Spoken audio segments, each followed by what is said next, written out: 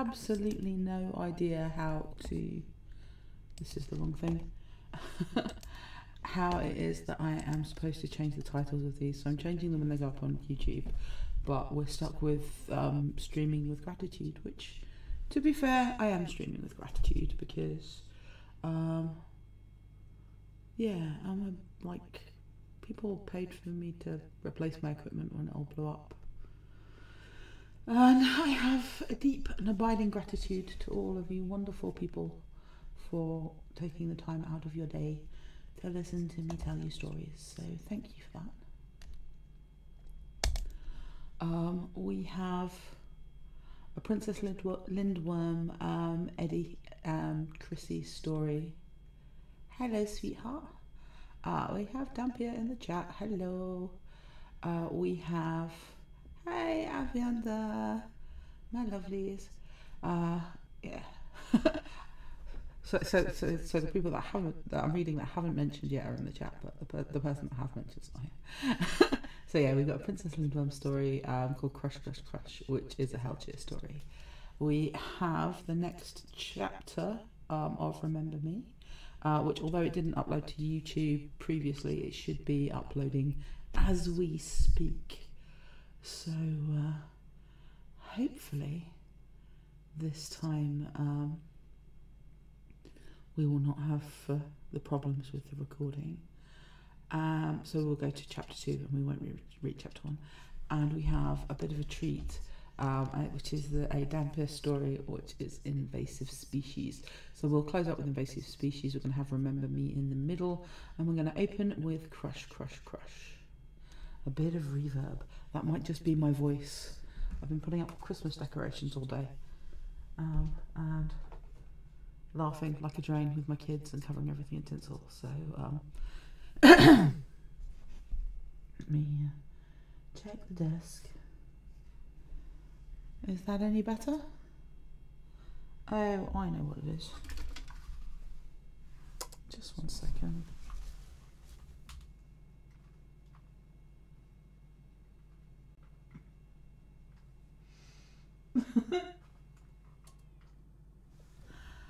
So that might help.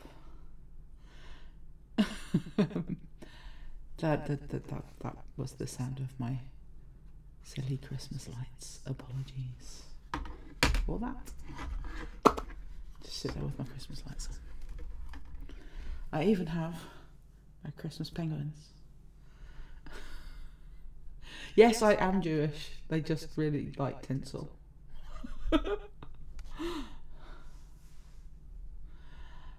Okay, the tags on this, there's a lot of tags here. Chrissy Cunningham has a crush on Eddie Munson. You're in the middle of a Hawaiian pizza. Is it like all around you? I had just the image of you just like sat in the middle of an enormous pizza, and I'm envious, basically. That sounds amazing. See, I don't think that people who eat real cheese should have pineapple on pizza. But as I can only have vegan cheese and the enzymes in pineapple don't affect vegan cheese, I can have pineapple on pizza.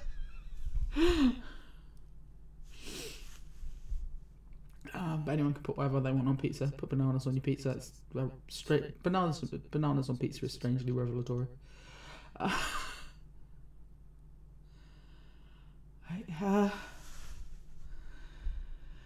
Right, Chrissy Cunningham has a crush on Eddie Munson. A cute stalker, Chrissy. Eddie Munson is a loser. Bad boy Eddie Munson.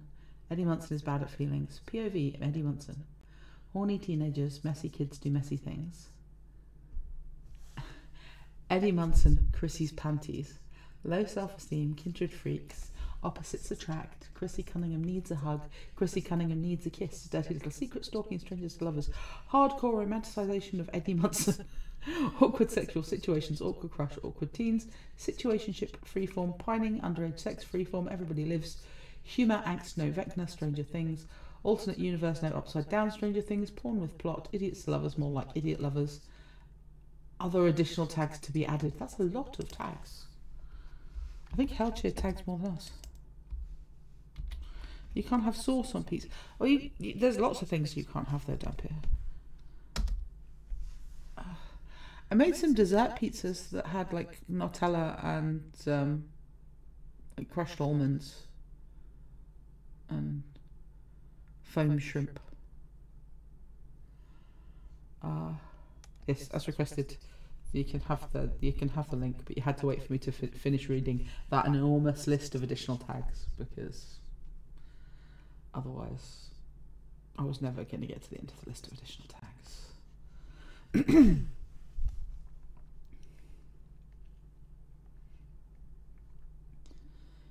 She looks at him as if she can't believe he's in front of her, in his fucking room. She must have been expecting him in some satanic gathering, or is wondering why he isn't sleeping drenched in virgin blood inside his coffin, and saying stuff like, "Who dares disturb the sleep of Eddie the Freak?"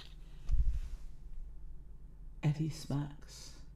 No, well, you took something, right, sweetheart?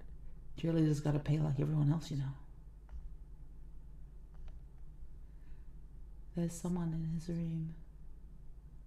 It's late and dark, and he's used to only having the company of the stars and the annoying barks of his neighbour's dog at this hour. Wayne's never home at night.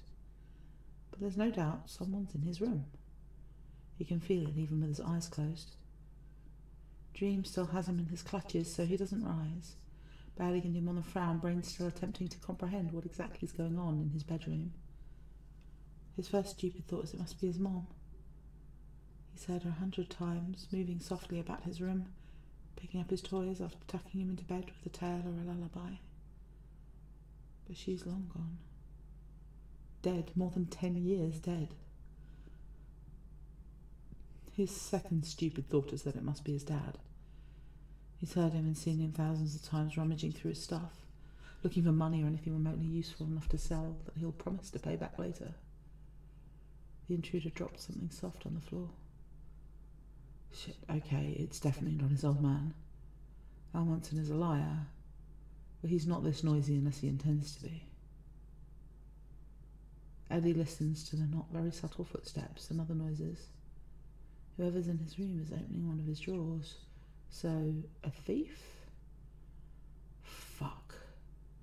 It's probably one of his kleptomaniac neighbours, or some customer looking for the source of Eddie's income. But how the hell did he get in here? He frowned again, starting to get pissed. Slowly he reaches out with his hand toward his nightstand until he finds what he's looking for. The cord of his lamp makes a little noise after being plugged out. Eddie keeps his eyes closed, not moving an inch, hoping he's being stealthier than his night visitor. The stranger doesn't seem to notice him. Too busy diving into his clothes? If Eddie's senses aren't completely mistaken, that part of his drawer is full of band t-shirts. Broken but still pretty cool looking lighters, and maybe some expired bubblegum? The fuck is this shithead doing looking at that? What a fucking idiot. Eddie hides his money where everyone does, under the bed, with the porn and random souvenirs from metal concerts. As for the weed and other stuff, well, okay, he hides it everywhere, so... The stranger closes the drawer and doesn't seem to move at all. Did he get what he wanted? What the fuck was it?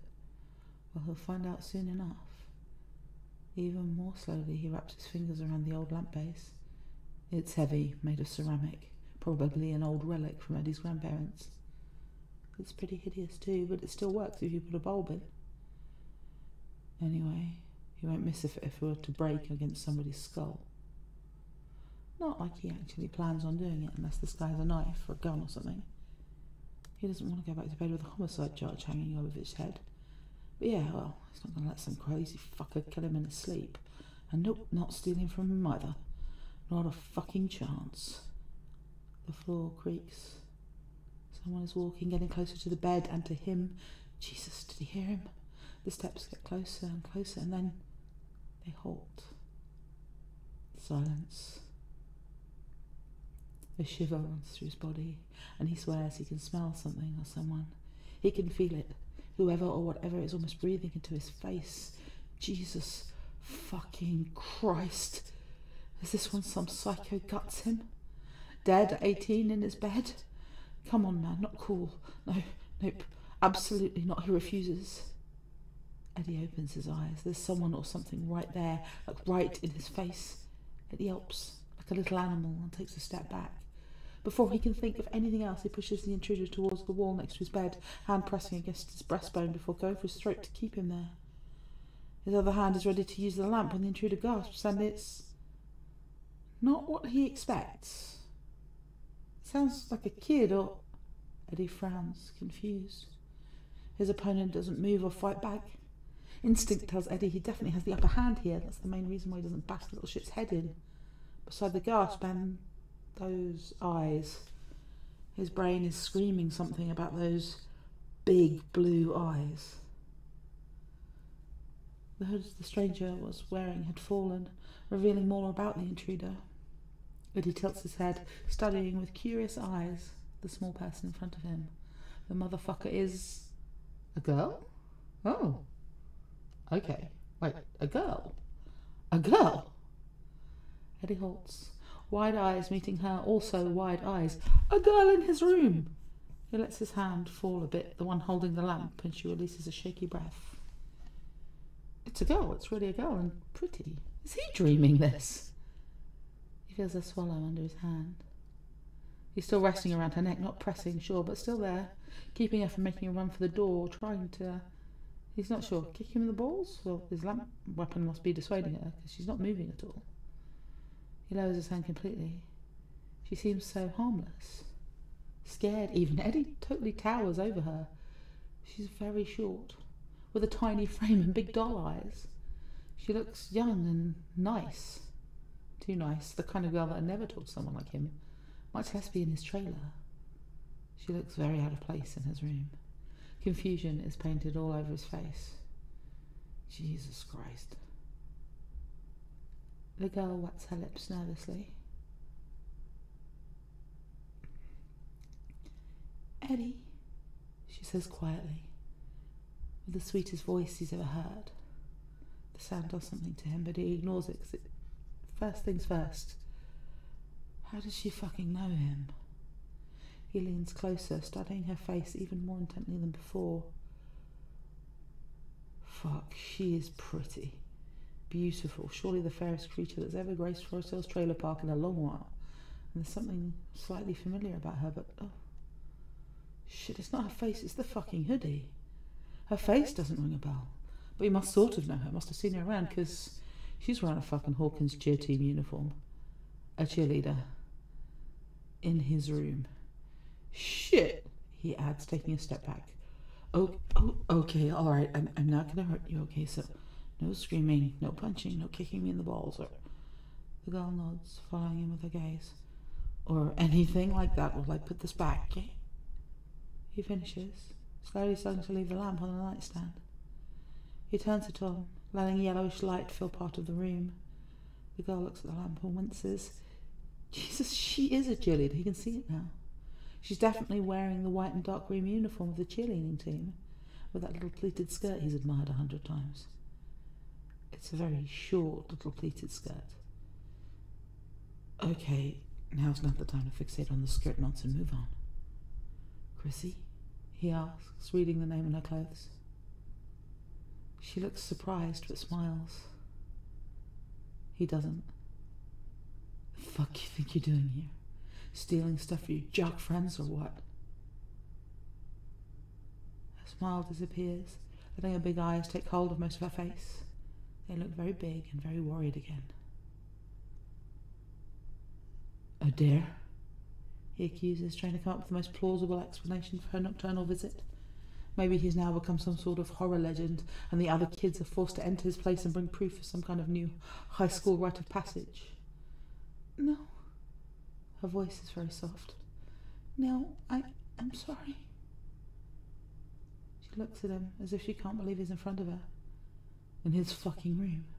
She must have been expecting him at some satanic gathering, or is wondering why he isn't sleeping, drenched in virgin blood inside his coffin, and saying stuff like, "Who dares disturb the sleep of Eddie the Freak?" Eddie smirks. No, well, you took something, right, sweetheart? Cheerleaders gotta pay just like everyone else, you know? Actually, for a cheerleader, cute cheerleader like her, he might have offered a discount. No chance now. Eddie bites his lip, trying to figure her out. She looks too much like a good girl to be interested in weed, but looks can be deceiving. He still bitterly remembers sweet-looking Allie Atkins in first grade, pushing him into a puddle after he asked her if she came from heaven, and then laughing at him with all her friends. Or pretty and popular Beverly Barr saying yes when he asked her to go out with him to the snowball, only to throw fucking rocks at him with her boyfriend when Eddie appeared. So yeah, this girl could actually be a serial killer for all he knows. Chrissy blinks, looking nothing like a serial killer, a mean girl, or anything besides a tiny girl in a tiny cheer uniform. Hell, if this is a trap, she's the perfect bait. She has an angel face and the most innocent eyes he's ever seen. The perfect, pure-hearted maiden of one of his D&D campaigns. Shit, let's keep on track, Munson. You're so easily swayed by a skirt. What did you take? He asks sharply. No, I did. Well, I was borrowing it. I was gonna return it after. She turns her big pleading eyes on him full force. Really, Eddie? I wasn't stealing. Fuck. There's that strange tingle inside him again when she says his name. Ignore it, Munson. Ignore it. Think of her as a fae using her charm to trick you. After what? What? Return it after what? The girl starts twisting her hands. Suddenly incapable of meeting his eyes, is she blushing? After the smell wore off, she whispers. He must have heard her wrong. There's no way she just said that. Smell? Yeah. She's definitely blushing. The hell? You fucking kidding me? His patience is starting to thin. You're saying you came here in the middle of the night to what? Sniff my dirty laundry and watch me sleep? Eddie lets out an incredulous laugh. What kind of shit does she think he's on? She really thinks he's going to believe that? The girl makes herself smaller, still looking anywhere but him. When you put it like that, it sounds weird. She pouts. Weird? You think it sounds weird, Chrissy? You know how it sounds? Fucking insane. Ah! He makes the frustrated sound. He's had enough. Okay, why are you really here? Chrissy only shakes her head. I told you I didn't lie to you. He can't believe this chick. Sweetheart, don't test me, Kay. He rubs his forehead. It's fucking late and his head still feels foggy from sleep. You're really saying you sneaked into my room in the middle of the fucking night just to get one of my t-shirts? She didn't say anything. Such an obvious lie. Eddie snorts. For what? To get off? Can't wait to get a piece of me, huh? He adds sarcastically. Chrissy glances at the floor, looking guilty, and mumbles something. He bends his head toward her in an attempt to decipher her words. What? Sorry, he hears her whisper. Her eyes meet his for a split second before going back to his bedroom floor. What? She abruptly covers her face. Even in the dim light, he notices the red from her cheeks spreading over her whole face and her neck. I'm really sorry, she says, clearly ashamed. Eddie blinks. What? What? Wait. He scrambles for words. This might be the thing that's finally going to break his brain. Not trigonometry. No, just... Nope. It can't... Wait. Is he high? Is he dreaming? Wait, he points at her, unable to say what he's thinking. It seems impossible to say because it feels impossible to believe. What? He blurts out in the end, in need of an answer for her, himself, or anyone who can make sense of this fucking weird-ass situation. What? He croaks again. Chrissy peeks at him through her fingers. I'm sorry, she whines. I'm very sorry. She blinks very slowly, looking at him. She keeps staring weirdly at him. Eddie follows the movement of her eyes, completely baffled. Is this girl checking him out? Jesus H. Christ. Insane. She's absolutely insane. This is all absolutely insane. Some cheerleader acting like a fucking psycho obsessed with him, stealing his fucking clothes to... Shit, he curses. The whole situation is starting to really dawn on him as he looks at her little figure standing in the dark. You're a freak. She stares at the floor, her hands nervously playing with the sleeve of her hoodie. I'm sorry, I thought you wouldn't miss it. Her voice breaks, making her sound on the verge of tears. You have so many. But I know this is awful. I'm terrible. I'm so sorry I took it. And there they are. Those gorgeous blue eyes looking so guilty but also so sad. So terribly sad. He's tempted to tell her it doesn't matter, that everything's all right. So, he might be many things, but he's not someone who enjoys making girls cry. Girls are not fond of him, but Eddie's a little too fond of them, especially if they're pretty. And she's not just pretty, she's absurdly beautiful, Tolkien elf beautiful. She's staring at him again. Eddie lifts an eyebrow. It really looks like she's checking him out. You can feel her eyes travelling from his neck to his shoulders and his arms, and oh, wait, the tattoos. Shit, man, for once they work with a chick. Fuck yeah. He glances at the demon on his chest, almost grinning to himself. Maybe he should really start a satanic cult, or hail Satan.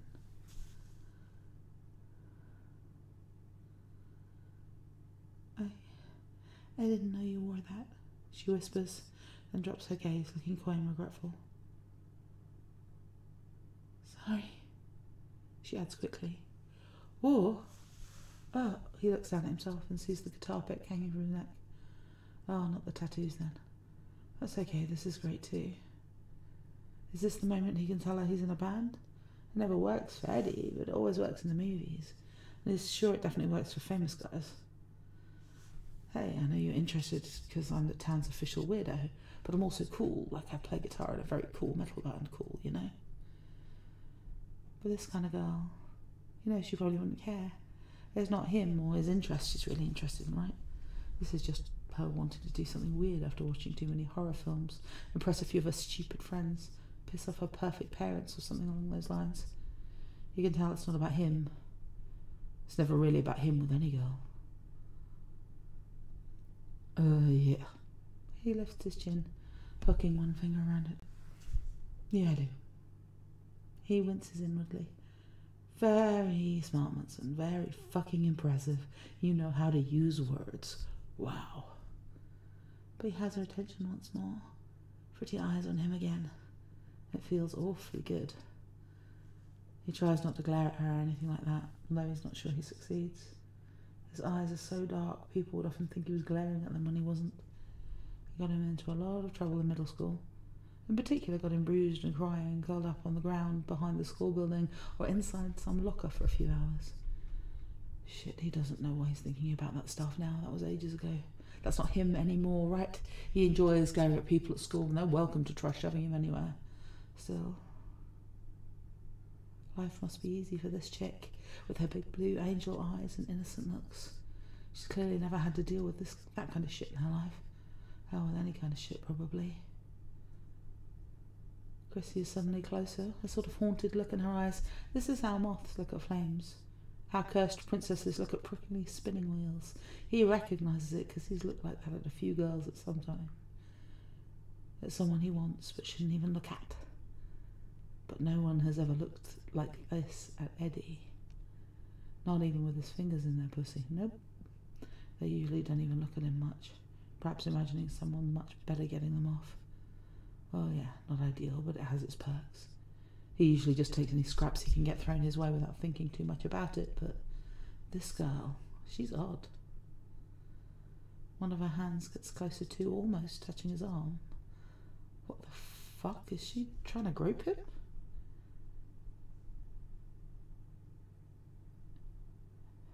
Yeah, so...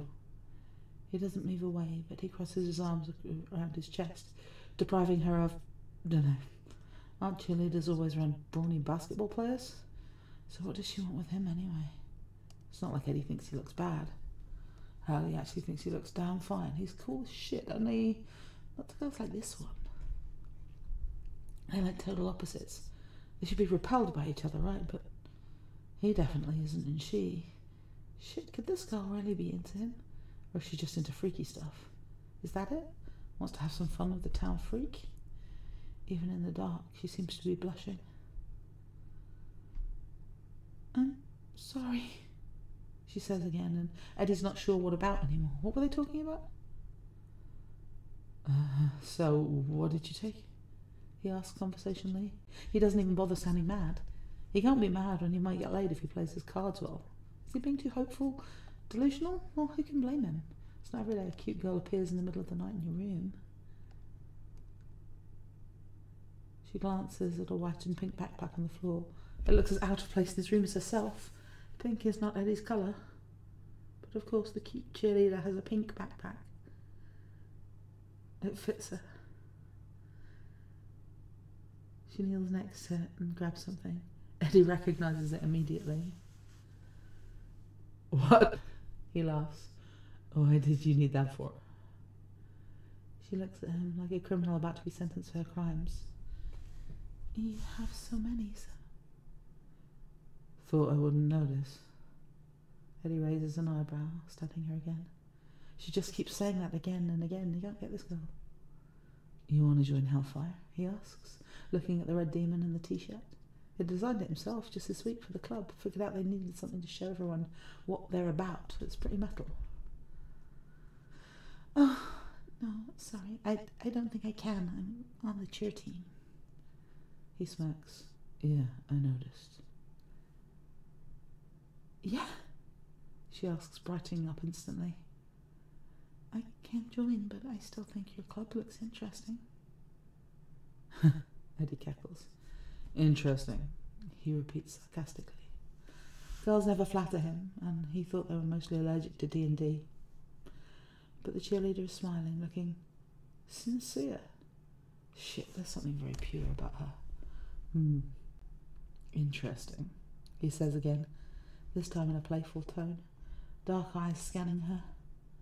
He hides his face behind one of his unruly curls, an exaggerated fake attempt at bashfulness, just to see her reaction. Chrissy giggles lightly with wild pink cheeks. She keeps smiling and he keeps staring at her. She stares at him too, both of them trying to take a peek into each other's brain. Some thought flashes through her eyes, and she bites her lower lip, worried.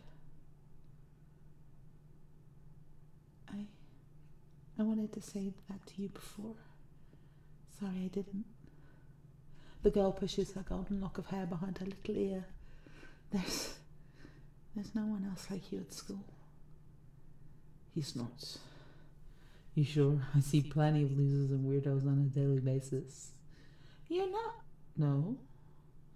He tilts his head, getting closer, a knowing smile perched on his lips. And you? Chrissy turns beet red and glances at the t-shirt in her hands.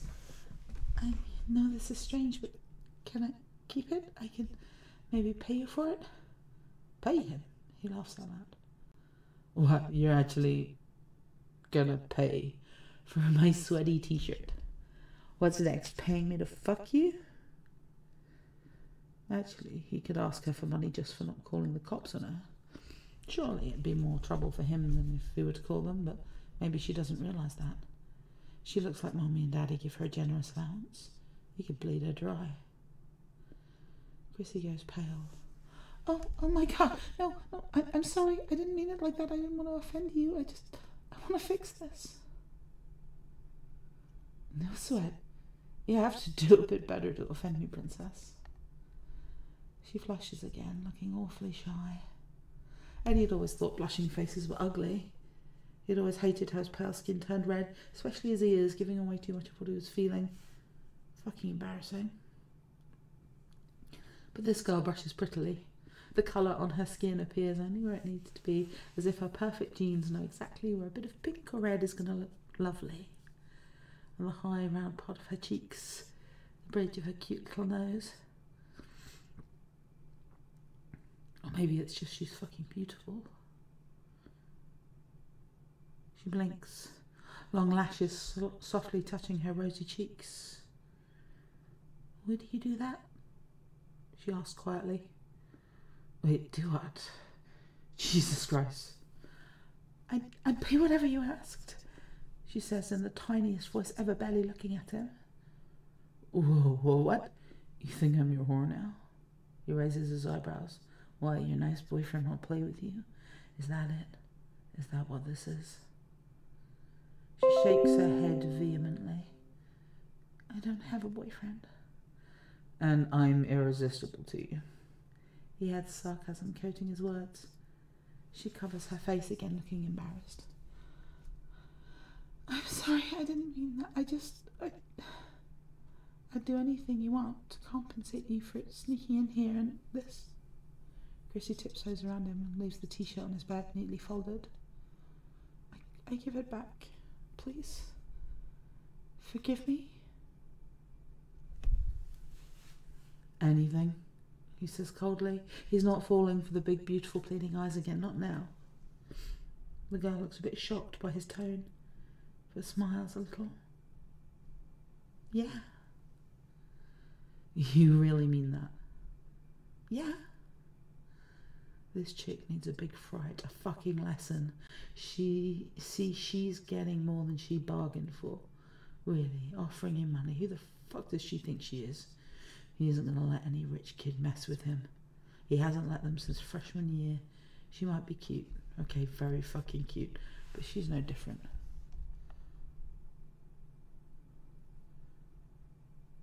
What about you pay me then? Chrissy gives a tiny nod. Good. What about a hand job? He tries his cruelest tone with her. You'd like that. Give me a hand job so I promise to forget you were ever here, and you can go back home to your large fancy house with your white picket fences. Nothing had happened. Back to your perfect, dull life to free to be a little hypocrite again. She thinks she's so much better than him, huh? Well, he can be so goddamn worse. So much fucking worse than her, and whatever she imagines he... Okay, she whispers. What? Eddie stares at her, all venom gone from his voice. He must have heard wrong. He just must... That's simple. Okay?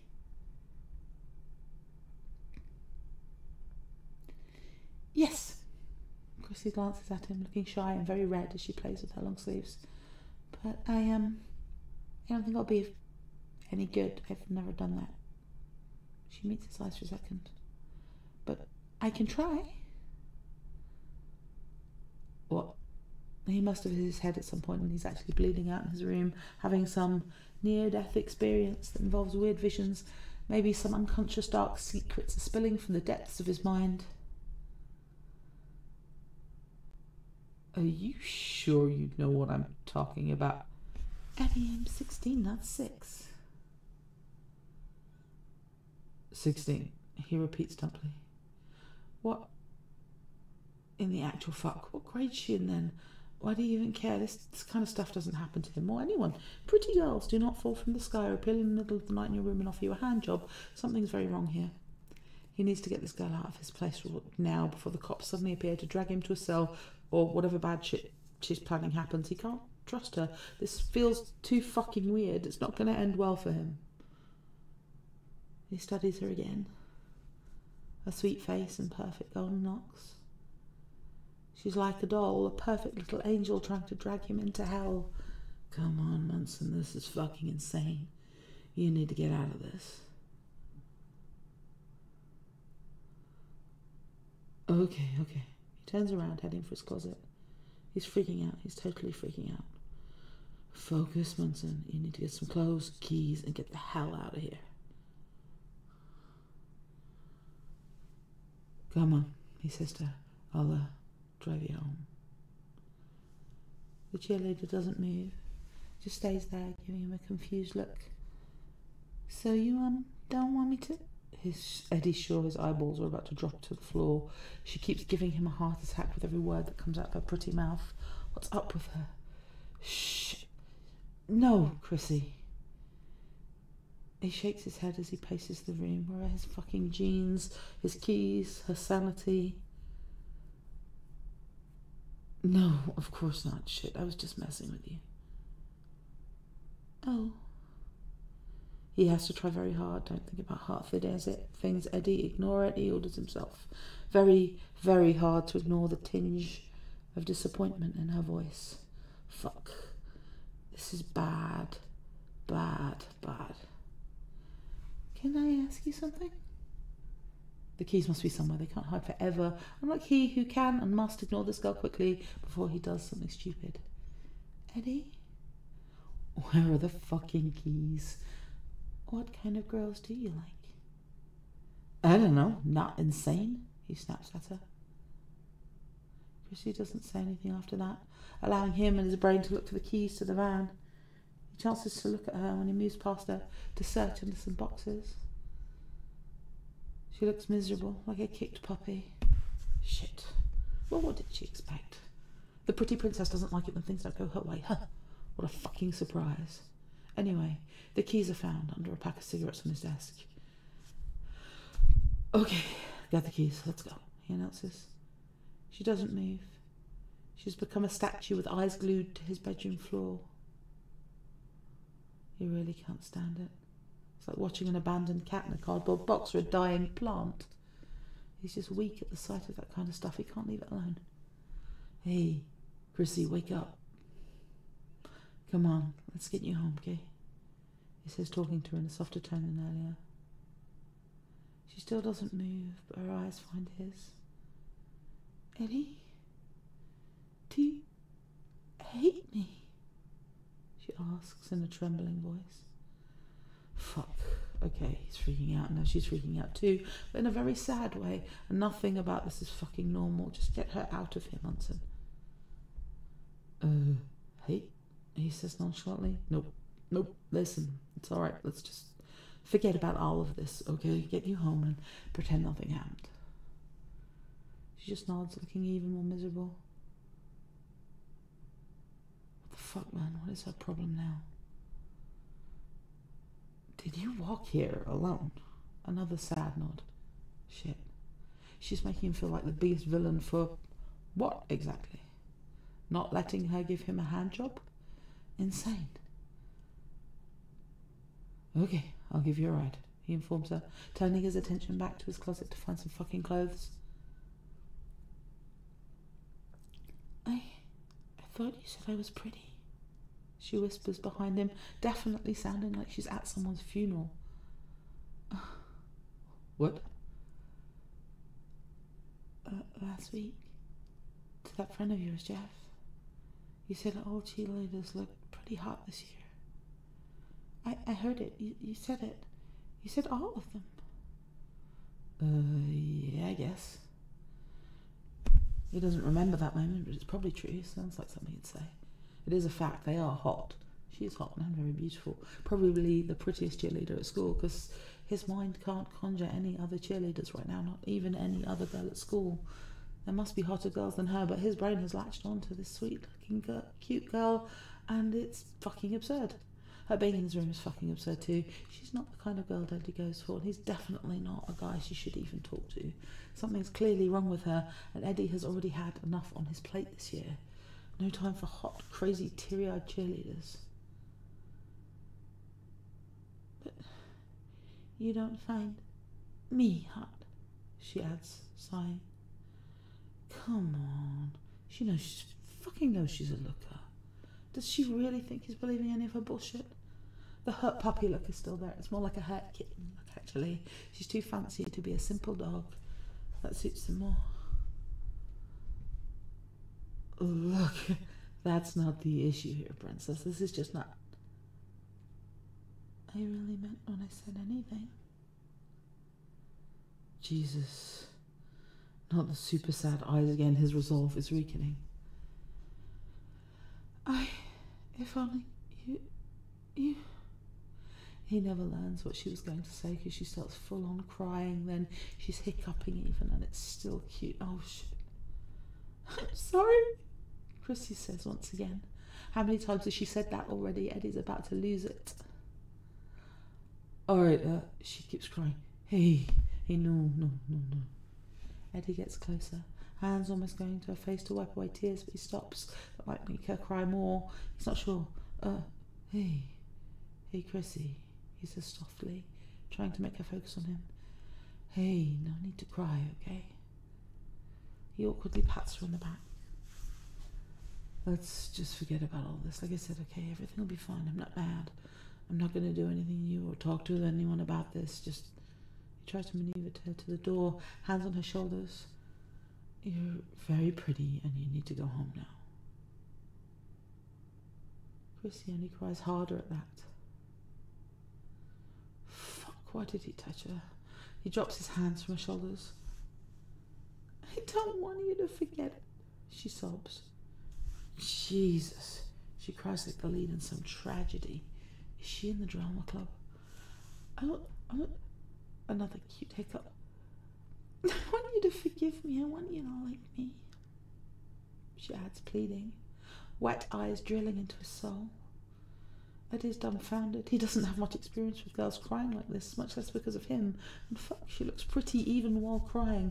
If he doesn't say anything and fixes this right now, he'll just look like some cruel arsehole staring at her crying. I forgive you, Princess. Happy? And sure, I like you. You look like a very nice girl. I told you I'm not mad or anything, okay? He's not sure what she wants to hear. His eyes scan his room for some magical instruction book that revealed to him the secrets about dealing with cute, soft, crying girls. Chrissy's still shaking and crying. She's clearly not convinced. He doesn't know what else to say or do, so, show me your tits, he ends up blurting out.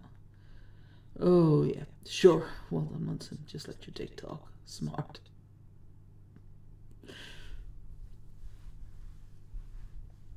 No, I just have to have a giggle, sorry.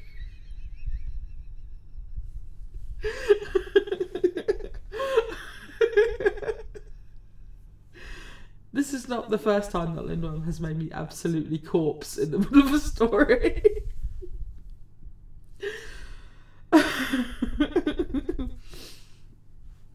Genius.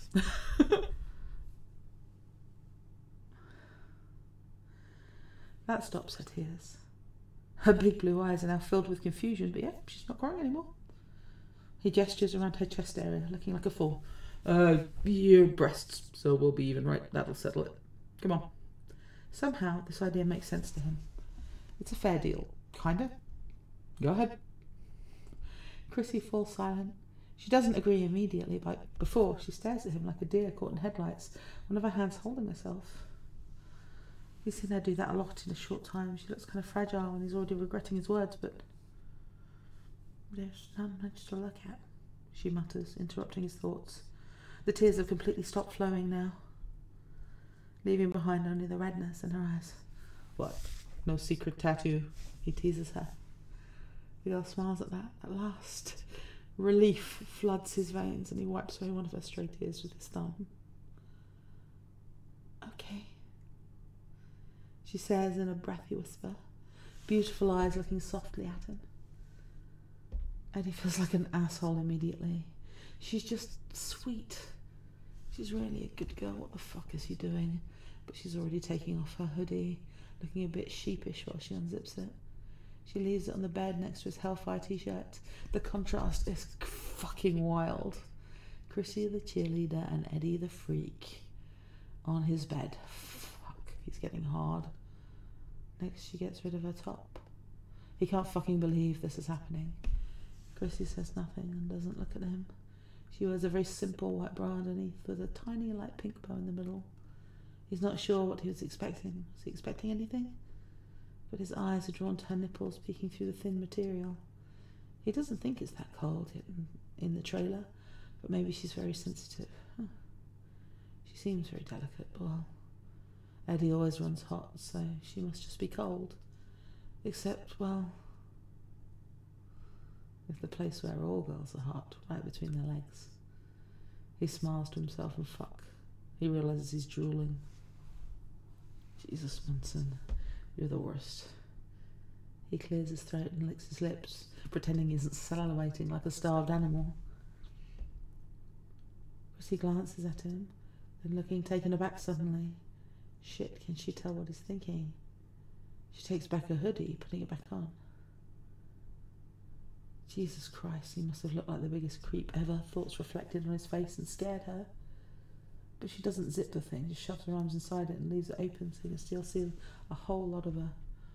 Oh, maybe she is just cold. They stare at each other in silence.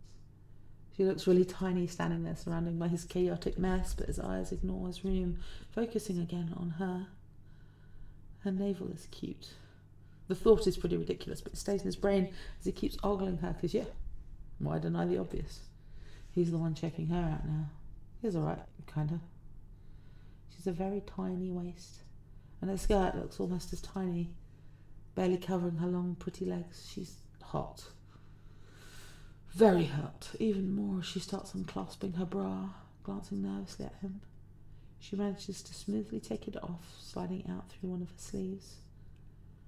Fuck, he breathes, hand gripping the knob of one of his drawers.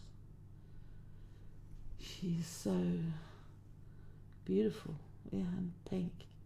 Yeah, even in the poor light from the nightstand lamp, you can see her cute little nipples looking pink. It makes her breasts fucking lovely. He's close enough to see some marks on her skin from the pressure of the bra, and his idiotic brain thinks he should try and soothe it with touch. Chris is staring at his desk, her long hair covering part of her face as she looks down, nervously chewing on her lips. She lifts her eyes to him when the floor creaks because he just took a step toward her. Sorry, he mutters. It's not like he was actually trying to touch her. He swears that he usually talks with his hands, moves them too fucking much, so he lifts them, and they're too close, and she takes a step toward him too.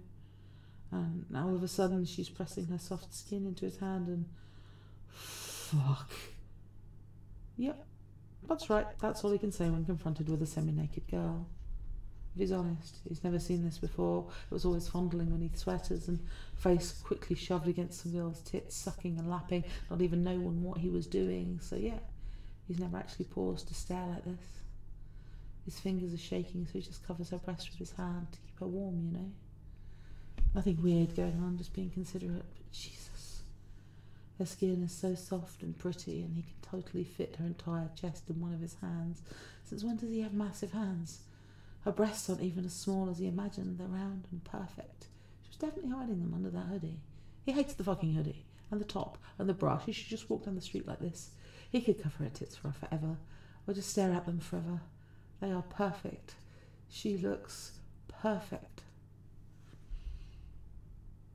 Eddie grins at her. Crispy gasps when he presses his rings against her skin. She looks even cuter up this close, and he wonders if he'd be able to feel the warmth on his lips if he were to follow the colour that spreads from her cheeks down her neck and even further down to her fucking cute pink tits. His thumb lazily circles around one of her nipples, and she gasps again, body warm and awake with the barest touch. He smirks at her. Is that what you came here for, princess? It's clearly not, but he can feel her shivering, feel those gorgeous bright eyes on him, silently staring with parted lips, and he can tell she wants this. He can tell because it looks like she's about to moan, and it makes all the blood in his body go to his dick. Shit, he wants to hear her moan so bad. He glances between her legs and then back at her for a second, before his other hand disappears under her little skirt. And holy shit, man. No shorts, and she's wet, so wet, soaking wet without even touching her. And a happy, absurd sound fills the room, and it takes him a few seconds to realise it's his laughter. Jesus. It's just, he can feel her come through her damp panties as he cups her.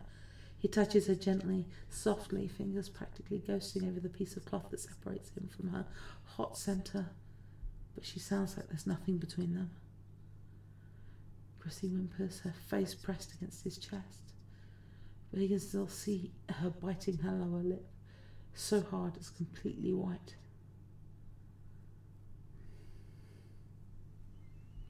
She leans heavily against him when he teases her, slipping 2 fingers inside her panties. She quickly inhales. Her body is shaking so much he gathers her closer, trying to keep her upright. She glances up, meeting his eyes, and there's a look on her face like she's about to faint. Feels that if he were to blow a little air into her cheek, she could collapse like a house of straw. So he keeps holding her, but lets his fingers trace her folds until one of his rings gets caught in the fabric of her underwear. Shit, sorry. Eddie's about to carefully withdraw his hand when she claws at his arm, shaking like a leaf, the pressure in his arm getting stronger as she pulls him closer, keeping him there. Eddie! Her eyes are sparkling, full of comets. Holy cow. He stares at her. Stunned, no girl has ever acted like this before with him, and he hasn't really started doing anything. Are you okay? He asks. Chrissy drags her head up, resting her chin on his chest to look up at him. Yes, she whispers, and leaves the softest kiss just there.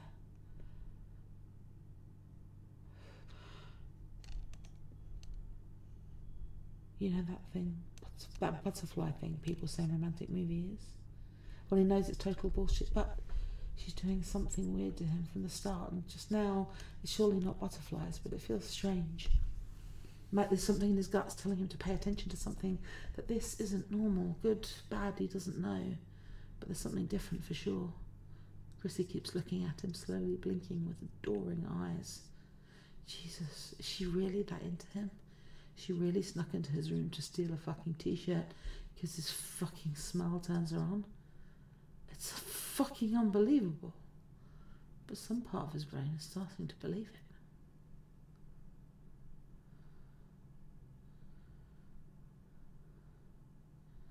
She's really here, in his room in the middle of the night, the prettiest girl he's ever seen, eyes begging for him to fuck her. Holy shit, his life turned into a porn scenario. I mean, say the word and I'll stop, okay? I promise. He makes himself say, just in case he's lost his fucking mind and he's hallucinating. The pleading look she gives him, like he'd like to say he feels it in his soul, but it just goes straight to his cock. He's so hard he presses against her leg, about to start humping her like a dog. I don't want you to stop, she whispers. Chrissy's still grabbing his arm, still shaking as if she feared he was going to flee the room.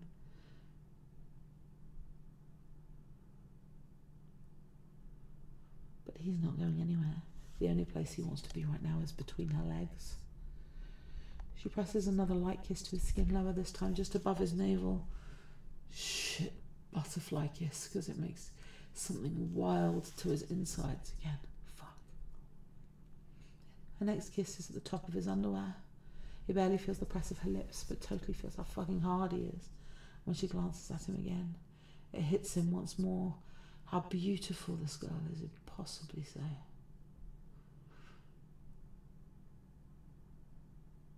He gulps. She lets her fingers rest where her lips were just a second ago and very slowly slips them inside. Jesus Christ.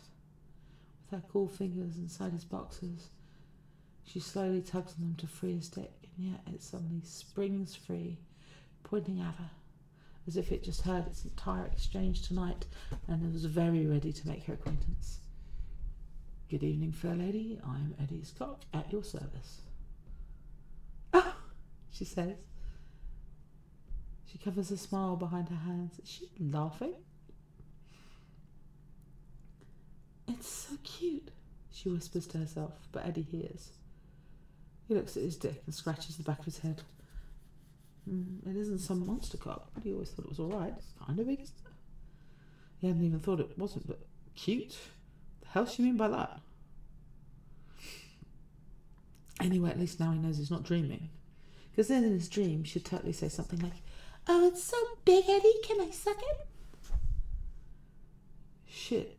Wait, she said she touches him, just one of her fingers tracing his zenith. Eddie swallows his stupid thoughts and his eyes follow her hand, hypnotised, where she slowly caresses his cock. Fuck. She lightly taps the tip and Eddie blinks. What the fuck? She does it again, twice, as if testing something. Or petting some animal. Okay, this is weird. He's blinking again. She started to poke it. So when she said she had no idea, she actually had absolutely no idea? Chrissy gives him a slightly awkward smile. It looks pretty. And he lets out a fucking weird laugh once again because it all feels too ridiculous, too awkward, too crazy, and pretty pathetic. A good summary of his life. Does she think saying this stuff will turn him on? He hopes she's good at cheerleading because she's not going to win any medals with her dirty talk. But he's still painfully hard, and yeah, he obviously doesn't want her to do anything she doesn't want to do, but there's a limit to the attention with no action he can withstand. So he reaches for his cock and holds it firmly in his grasp, slowly moving his hand up and down. Fuck. Yeah, that feels better. Much better.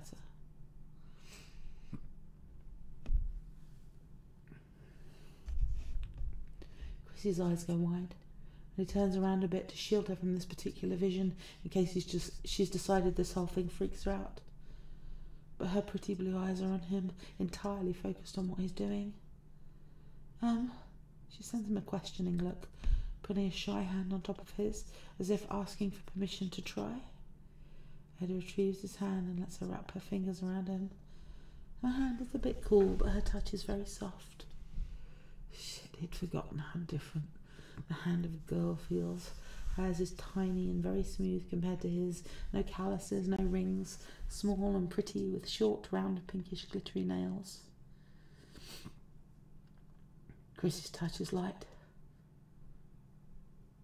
She has his dick in a sloppy grip, and if she doesn't actually watch to touch it, her eyebrows are down, a mix between a worried frown and a disgusted or terrified look, probably. He can feel himself getting a bit soft. Oh, shit. He rubs a hand against her face. What the fuck are they doing? Listen, he puts a hand on her arm to stop her. We don't have to do this, okay? No, She frowns. Am I doing it wrong? Yeah, you suck at this, he thinks. It's alright, it's just this is enough, he says instead. Chrissy gives him a disappointed look. I'm sorry, do I have to squeeze it? Eddie snorts. You don't have to do anything, sweetheart. It's alright, really, yeah. Why don't we get you home? It's not fine. He needs to drop this girl at her house as soon as possible so he can fuck his fist into oblivion. But, Eddie, wait, you said... She shakes her head, rearranging her thoughts. Can I see again? Jesus, what's up with her? Chrissy shuffles nervously under his gaze. Please? She's not kidding. She's one of a kind, isn't she? Well, if she really wants to watch. He smiles, looking a little smug. Oh, you want a little private show? His hand is already on his cock. She nods and manages to briefly make eye contact with him before shyly looking away. Yeah, you can watch, he says, and immediately feels her eyes on him. Well, not exactly him, just part of him. He starts stroking again. Chrissy seems entranced this time, looking at his hand travelling up and down his length, almost gaping. He can see her pressing her legs together. Can I try again? Eddie just takes her hand in his and guides it to his cock. She puts a finger on his leaky tip first and another one of her O's. Leaves a pretty mouth as she looks at it. Yeah, oh. He feels as if he's going to fucking explode. And when she reaches again for him, he doesn't let her. He takes her small hand in his and spits on it. Again, and oh! From her, and another twitch from his desperate dick. But he concentrates on spreading his spit all over her palm with his fingers. Chrissy looks astonished, but another oh! This one sounds a bit more like she's understanding something, leaves her mouth. And when he uses her hand to grab his cock, the sound that leaves him when she touches it and presses her hand to squeeze tighter isn't exactly human. She opens her mouth, gasping in surprise. Jesus, if there's another oath from those lips, he'll fucking catch it with his tongue or just shove his dick inside her mouth. Don't know why it's done to drive him crazy. Maybe she is good at dirty talk after all. Chrissy finally has caught the gist of it, and he lets her settle the pace, although he keeps his hand on top of hers since her grip is still a bit shy. It doesn't matter much. It feels heavenly. Her hand feels heavenly soft. Her eyes are heavenly pretty. Her tits are heavenly close. So close he could bend his head and bury his head in them. Eddie? She sounds worried. Shit, does he look too much like some slobbering pervert? Is this... It doesn't hurt? She asks. Hurt? He's panting so hard his laugh is just an explosion of air. No, it's... Fuck. Feels really fucking good, princess. Oh, really? That's great. She beams at him, hand working with renewed energy. Shit, it feels good. Real good. But he needs a bit more. Just... Chrissy tilts her head in a questioning, realizing he's about to say something. Yeah. Shh. Just like that, sweetheart. Oh, fuck. Chrissy's watching in awe as he uses her soft hand to milk himself. He keeps his hand on top of her and they use it to stroke just how he likes it.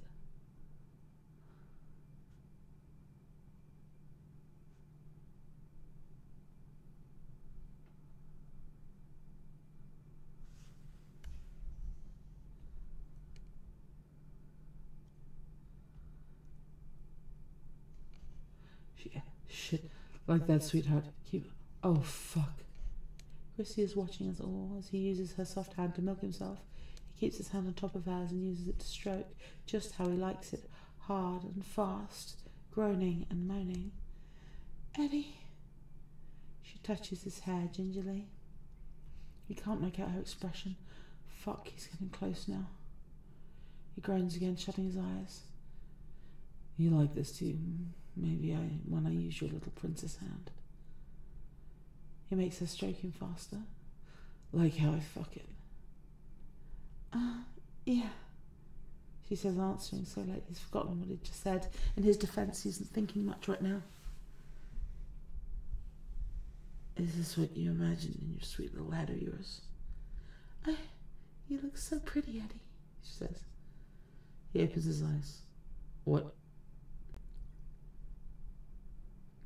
Pretty.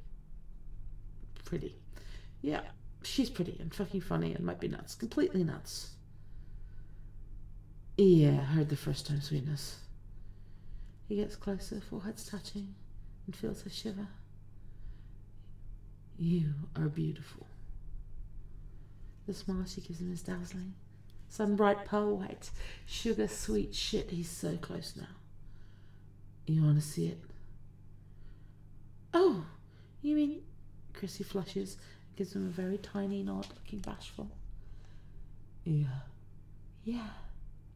She breathes and standing on her tiptoes, she quickly kisses his cheek. It's soft and sweet, like an utterly unexpected kiss, and it unlocks something deep in his chest he didn't want to think about. The last person who ever kissed him like that was probably his dead mom, very long ago when he was a kid. He didn't want to think about that. Or how that little kiss makes his balls tighten and his fucking stomach flutter. In a strange way, it's starting to terrify him. Makes him lose his edge. His body leans forward when his brain wants to lean away, and his whole balance is thrown off as he ridiculously trips. One hand still on her and his cock, bringing Chrissy down with him. She falls on the bed, mouth open in confusion and tits bouncing. He almost falls face down on her stomach, but somehow manages to catch himself. He tries to lean away from her until his eyes latch on how her skirt is ridden up, showing the big wet spot in the middle of her pink cotton panties. Holy shit. Chrissy's trying to get up and push him away to the other side of Hawkins, except he's totally wrong, because what she's actually doing is reaching for his dick. Jesus. He grabs her hand, stopping her, and she looks more confused until she notices him glancing. Fuck, months and why? Between her legs, and she spreads them further. Jesus fucking Christ. He thinks he said that out loud. Does she want him to fuck her? They're both looking at each other like idiots, hands entwined and brains almost fried. Chrissy starts leaning down on the bed. His body follows her like a magnet. The head of his cock bumps into her wet panties and fuck. They are too close. He could totally fuck this girl right now. She spreads her legs further, and well, that's probably a clear enough sign, right? Pretty little cheerleader wants him to fuck her. Want me to fuck that pretty little pussy? He mumbles, panting, thoughts running through his head and mouth too fast. He squeezes one of her knees, pushing it even further to allow himself between her legs, and before he knows, he's thrusting against her panties. Jesus, he wishes he could fuck her through her clothes. He wishes he could rub his cock through her entire naked body. He wishes he was inside her, feeling that sweet, sweet wetness around his cock. Fuck, he's panting like an animal. Fuck, whole body shaking. Fuck, he's fuck. His cum is staining her panties, but she still pulls on the pink material, moaning while he keeps moving against what little he can see of her pussy. Fuck, his vision swims and his eyes shut. Drenched in sweat, drowned in bliss. There's no girl, no room, nothing except his shivering body and an endless stream of pleasure. It feels like it goes on and on and on. Like a grand guitar solo, bigger and stronger than anything he has ever felt before. Holy shit. That was... wow.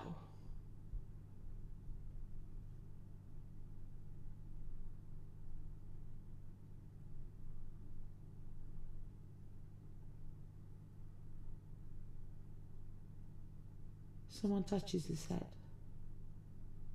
Eddie? He comes back to the real world, still panting very hard with a cheerleader under him.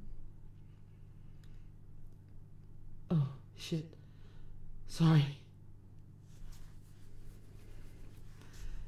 Eddie gets up, allowing some space between them. Looks at his dirty underwear. Oh well. He takes it off and wipes his dick on it, quickly throwing it on the pile of dirty clothes in his corner, grabbing a new pair of the closet to put on. Okay. Man, he needs a cigarette or something. Where's his lighter? He goes to the kitchen, searching for one, feeling the need to just do something. Scanning the room, his eyes settle on the sink. He grabs a glass and fills it with brim to the water, drinking it almost in one big gulp. Shit, that's good. He fills another glass and wanders around the trailer looking for a lighter. He immediately finds it and, oh shit! Eddie abruptly turns around. The girl! There's a girl in this room, a cheerleader. It definitely makes more sense for her to disappear, turn into foam or ashes or whatever magical beings who appear in your room in the middle of the night turn into after you shoot your load, much like in the fantasy porn he likes. But he briefly checks his room and yep, she's still there, still very much in his room, still lying on his bed. She isn't moving. It doesn't look like she's moved an inch since he left her there. If it wasn't for how he can see her tits slightly rising as she breathed, he'd think she looked dead. It certainly makes him feel like he just fled from a crime scene. He quietly, in case she's fallen asleep, walks back into his room and finds himself sitting in a chair right in front of her. He can't help but look at her half-naked figure while he downs the new glass of water. Should he offer her some? Chrissy turns to look at him. Do you... He clears his throat. Every word in his brain wants to sound stupid. Do you want water? Yeah, sure, Munson. Why don't you offer her a meal ticket too? I'm sure that's what she wants to hear.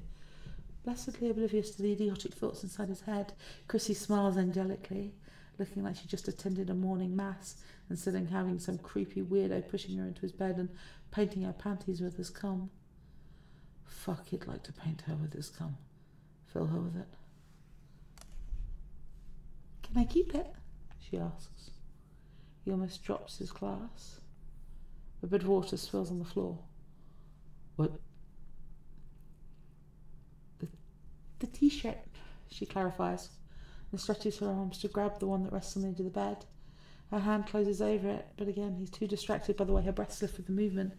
It has him licking his lips like a wolf. Yeah, sure. What's he supposed to say? He can't say no after all of that. Yeah, it's alright.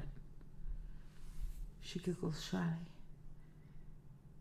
Thank you, Eddie. Anytime. Fuck, he means it any fucking time. They should do this every night, every day. Chrissy looks shyly at him. Oh, shit, she's talking about the t-shirt, right? She gets up, looking pretty happy with the shirt. Maybe it's a prize, maybe it was a dare or a bet, and she'll take it to the police as proof that Eddie Munson is a fucking degenerate they should put in jail. He only needs to show them her panties in that case, and what? She's taking them off. She's taking them off in front of him. Holy shit. He doesn't get what's happening. This girl can't be real. Someone must have made her just for him. That thing with Adam's rib, and that shit is starting to make sense suddenly. What are you? She turns and hands them to him, blushing like crazy. Eddie stares at her dumbly, panties in his hand, static in his brain. Chrissy lowers her eyes like some sweet maiden who just handed him a bouquet. Her neck and ears are so sweetly pink. He wants to reach out and taste them. He wants to put his tongue everywhere on her. Fuck. I'm so sorry, Eddie, but could you...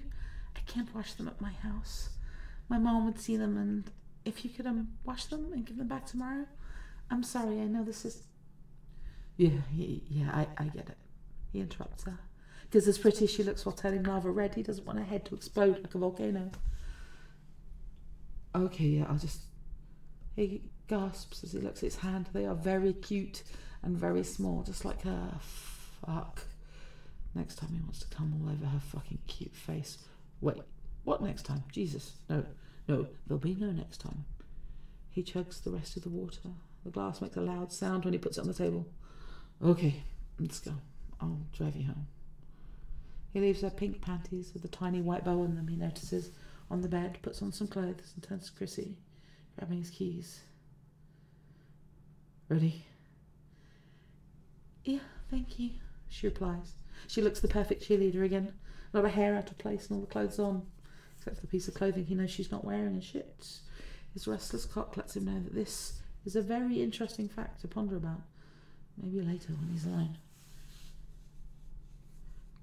Great, let's go, he says in a manic tone. Chrissy obediently follows him outside. He wonders if she'd follow anyone like this, little lamb to the slaughter. Maybe he just wants to convince himself she's lucky for getting inside his trailer instead of one belonging to another guy. Shit, stop trying to make yourself feel better, Munson. Anyway, they don't talk much during the ride to her house. He kind of expects her to act traumatised and start screaming at him any second now, but she doesn't. She keeps quiet, looking through the window, lost in thought, although he can feel her glancing at him from time to time. She mentions her neighbourhood when he asks her to drop her, and Eddie tries to act casual and not let his eyes widen in shock, because she must live in one of the best houses in Hawkin. He suspected something similar, but not on this scale. Her daddy must be a banker or something. At one point, Chrissy frowns at the music of his choice, looking very focused, and he thinks she's trying to discern some of the lyrics. He quickly changes songs when Animal, Fuck Like a Beast by Wasp comes on, not wanting to trigger any awkwardness after what happened between them, though he finds it fucking funny and has to suppress a grin. Okay, yeah, he listens to her on his way back when she's gone. She doesn't say anything, but after a few songs he puts on some boring radio station and she starts humming some of the popular pop songs. Most are kind of sad or melancholic, and the radio DJ talks very softly. But it's one of those night programmes where losers who think themselves hopeless romantics call to talk about their sad lives. Chrissy seems invested. You can tell by the way she's sitting. The programme is shit and the songs are mediocre, but she has a very sweet voice, and the little sound she makes reminds him too much of the one she did with his hand up her skirt, and whoa, man, he needs to stop craving her like this right now. This was a one-of-a-kind crazy situation. He finally has a story to tell his grandchildren. Not like he's really planning on having any. Hey, remember when a pretty cheerleader appeared out of nowhere in my place to sniff my warm clothes, and then then I made her jerk me off and came all over her panties? What a nice memory. Huh, aliens, yeah, sure, seen those. Just when they're listening to a guy still obsessed with his high school girlfriend after she left him for another loser, they arrive at Chrissy's street. She looks at him, smiling. Eddie turns off the radio, waiting for whatever she has to say. She's blushing again, and she leans closer.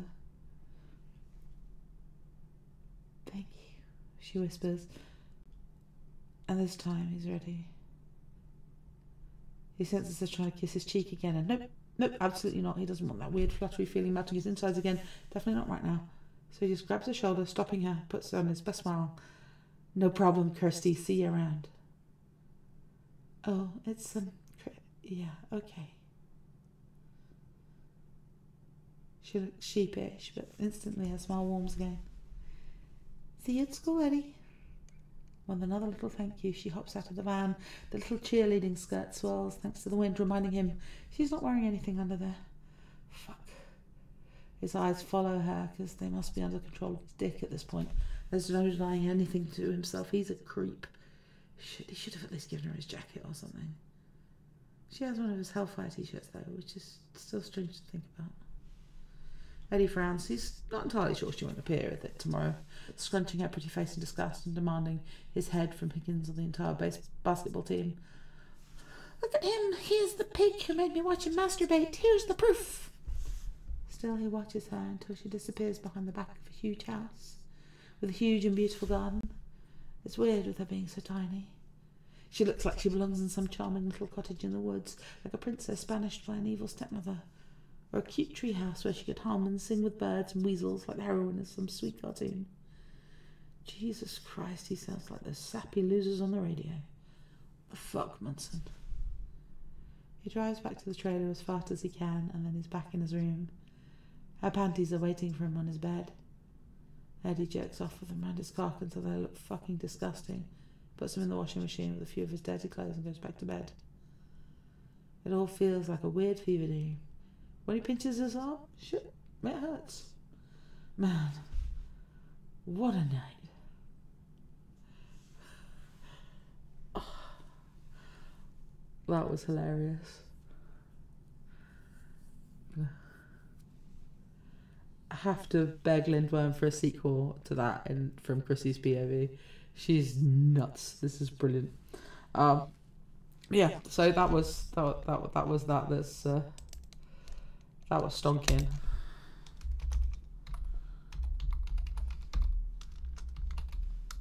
What a lot of fun. When I read that in practice, it went quite a lot faster. I think I got a bit too into it.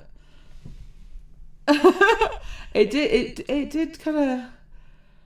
Oh yeah, it did have that. You're right, Avian. It had that slow burn vibe to it, didn't it? Oof. It's gonna be a late one tonight.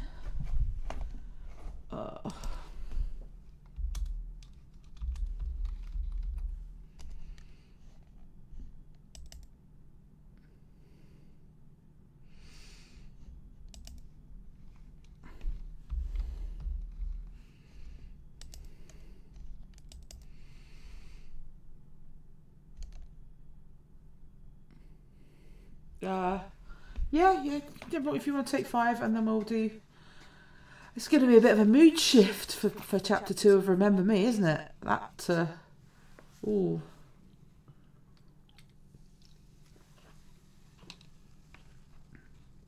Oh. Oh, it's going to be a bit of a mood shift.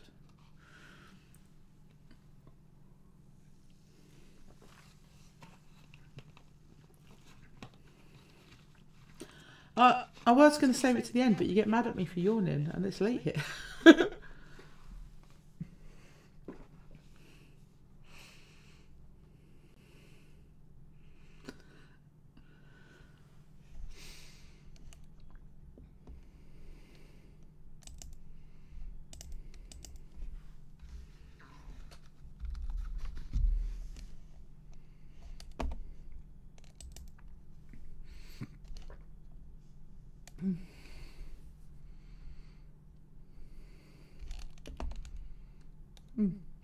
Yeah, everybody get a cuppa or a drink or something, and I will get this. This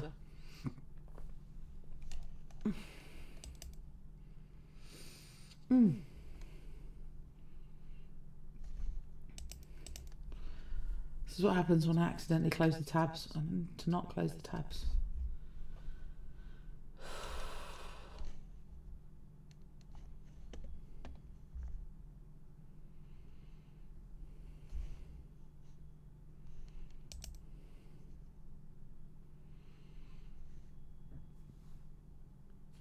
Excuse me. I haven't got any. So I know the stuff that I had before. I had I had it all keyed up to do my music, and I had my little hold screen for breaks and stuff. I don't have that anymore. You'll just have to watch me drink.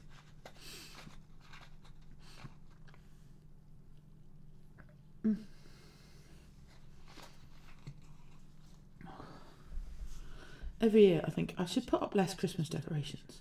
I mean, I'm a Jew. This seems a bit odd. And then every year we buy more shiny things.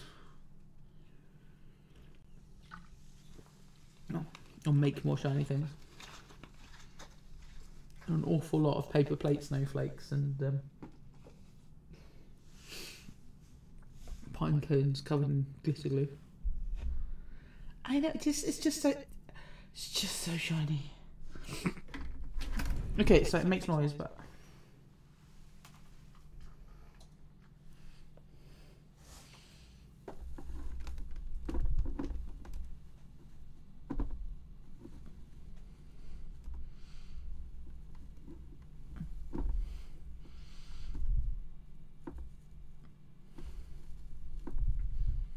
so shiny.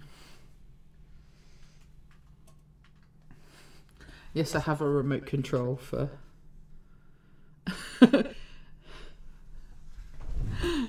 for my Christmas lights.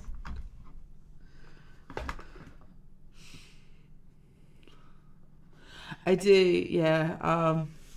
We do like to. Yeah, I think we've got a few more pine cones covered in bubbles and a few more bits and pieces. We figured out how to make jelly cling. So you mix PVA glue and food colouring and stuff, and you can make stuff that goes on your windows. So I've got that on the front this year as well. Yeah, it's. I might try and do a mobile from my mobile and take you for a tour of it on Wednesday when it's all finished. We do like our shiny things. The kids have a playhouse in the back garden and we decorate that as well, and it's, yeah. And this year I've got my raspberry canes out front and I've figured out if I use, I've got leftover copper wire and can turn them into like cone shapes to make them look like Christmas trees. I've got some pound shop Christmas lights.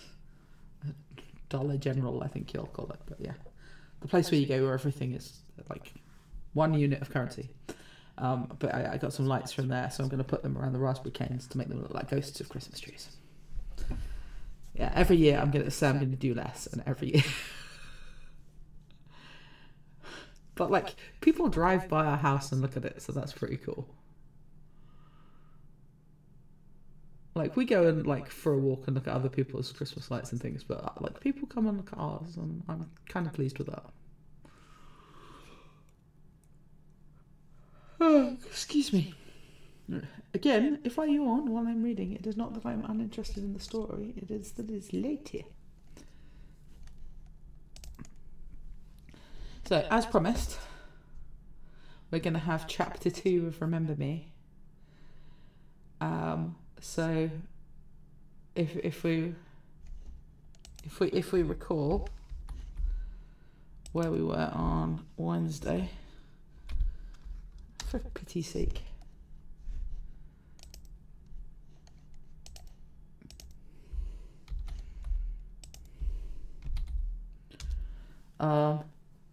It was warning us that Renata has found herself a lover.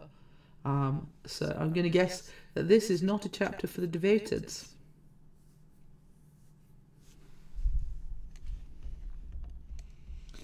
I will remind you, the tags Raylo24, Underage Ray, Ghost Sex, Ben POV, Winter, Piano, Old Victorian House, No Beta, We Die Like Teenage Girls, Exhibitionism, Voyeurism, Age Difference, and Wump.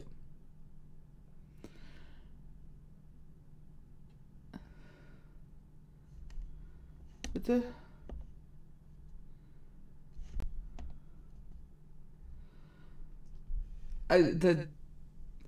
I say I don't think this is one. This is a. That was a warning for the devoteds to block their ears for a minute. As in the devoted Raylos of the people who do not like to consume any media, where even no matter how briefly it is considered that they may have eyes for another. We have. I mean, nobody that is has joined the chat is a hardcore devoted, But I am aware that there are at least a couple of people who are hardcore devoted who do listen in on the stream. So I don't think they like any of us, to be fair, down there. Like, as much as there's room for everyone in the fandom, and absolutely, I came to Raylo via being a Storm pilot shipper, so yeah, I know. It's just like the opposite of the stuff that I normally read. But like, that was just a shout out to let them know that they probably don't want to listen, because I do try to be respectful. I know ghost stories need ghosts, but magic I think it can be ghosts that can be magic. Alright.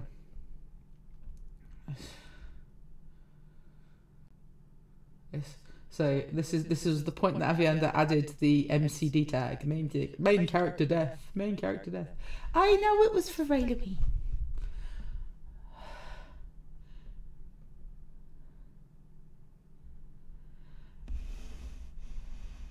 I mean, ghost at least implies doesn't stay entirely dead. And there's ghost sex in the tags, so, you know. And it's Avienda. They write sad better than, better than, like, anyone, really, frankly. Avienda, who has me, like, buying shares in Kleenex. I have, like, honest to goodness, you see this? This is a roll of kitchen roll, because I know that I'm going to cry. Oh, so Avienda, who, when I was testing a piece with my sound tech, and of course I have read Avienda's proper real physical book more times than is feasible. I was reading it out loud to my sound tech, and got to a bit. I made my sound tech have to stop and take a moment, because that's how good Avienda writes sad.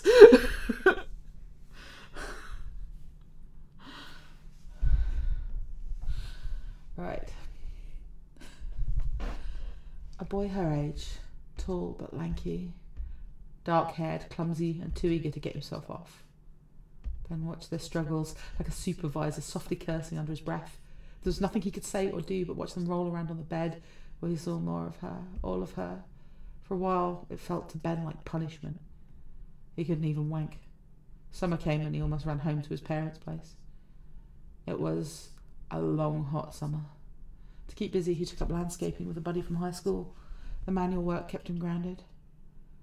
In the evenings, he worked his business. He met a few girls, but kept his distance.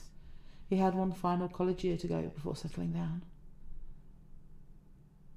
When he came back to the old Victorian, he saw that Renata had figured out what she could do with the boy, and Ben's earlier frustration to a new, sweet torture.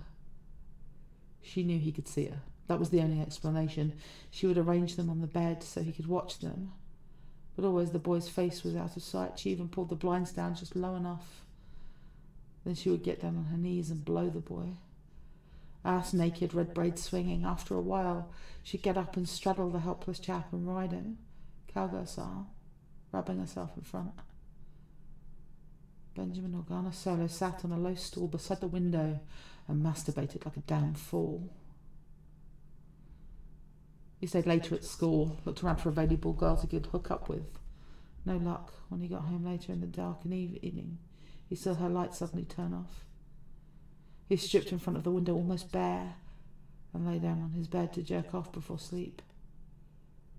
There was one thing he never saw happen between the two youths, and that was what he fantasized about most. How that sweet, sweet pussy must taste. How it deserved that attention. He dreamed he could float away from his body and traverse both windows to get to her, and lick and suck at her pleasure. He dreamed of her bouncy breasts with their so pale nipples, and how her lips must be as rose as carnations. And from thirst it became hunger. He salivated as soon as he heard the piano stop. He jogged to the river. It was starting to freeze over now, ice covering the banks, the bleached boulders. Soon only the only the centre would still... Soon only the centre would still be clear, dark waters flowing endlessly, the surface like volcanic glass. As a youth, he would go out onto the ice with Poe. At £200, he could no longer do it. But occasionally he saw kids go out to the thicker places and scream in excitement, then carefully walk back from the edge. Police patrolled the spaces with no fences. The river was not very fast, but it was deep in places, and the current could pull a child under. It had happened in the past. The boy stopped coming, or really, she stopped letting him in. They argued on the front porch for a while before he left. He came back a few times and the arguments annoyed Ben. Finally, the boy got the message. One afternoon the piano stopped and he got up to watch her get ready to pleasure herself. He saw her looking up at him. She winked. He nodded. He was officially caught. She mouthed something at him. He was so flustered. He didn't understand. Struck dumb by the break in their routine, he shook his head. She repeated herself, still unclear.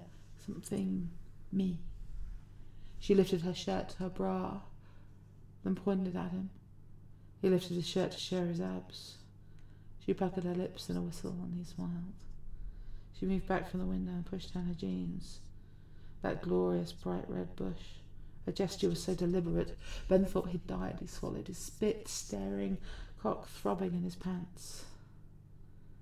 Then she pointed at him, mouthing the words again. Now he got it. Show me. That was far enough. He shook his head. She frowned. Then she left the room. It was a week before he saw her again. Not that she didn't practice her piano, she did, but she either left the room or went to her study desk, where he could only see her computer screen and her hand moving her mouse. Even that was arousing. Even shoveling couldn't distract him, even the river. The next Tuesday he was at the window in tank top and boxer shorts, ready. When she showed up, he pushed his boxer shorts down. She gaped, she smiled. She lay down on her bed facing him and gave him such a show he wanted to lick the window. It was madness. On a bright moon night, he stared at her pale form laid under her covers and masturbated right up against the window, his cum falling onto the potted plant, but one spurt reached the glass pane. And she was getting better at the piano. Then his aunt finally got over her grief and invited the girl to play on the baby grand. He heard the instrument just as he reached the door to the house. At first he thought Uncle Luke was visiting, but he took off his boots and coat and he recognised the tune. It was the one she'd been practising for the past 2 weeks.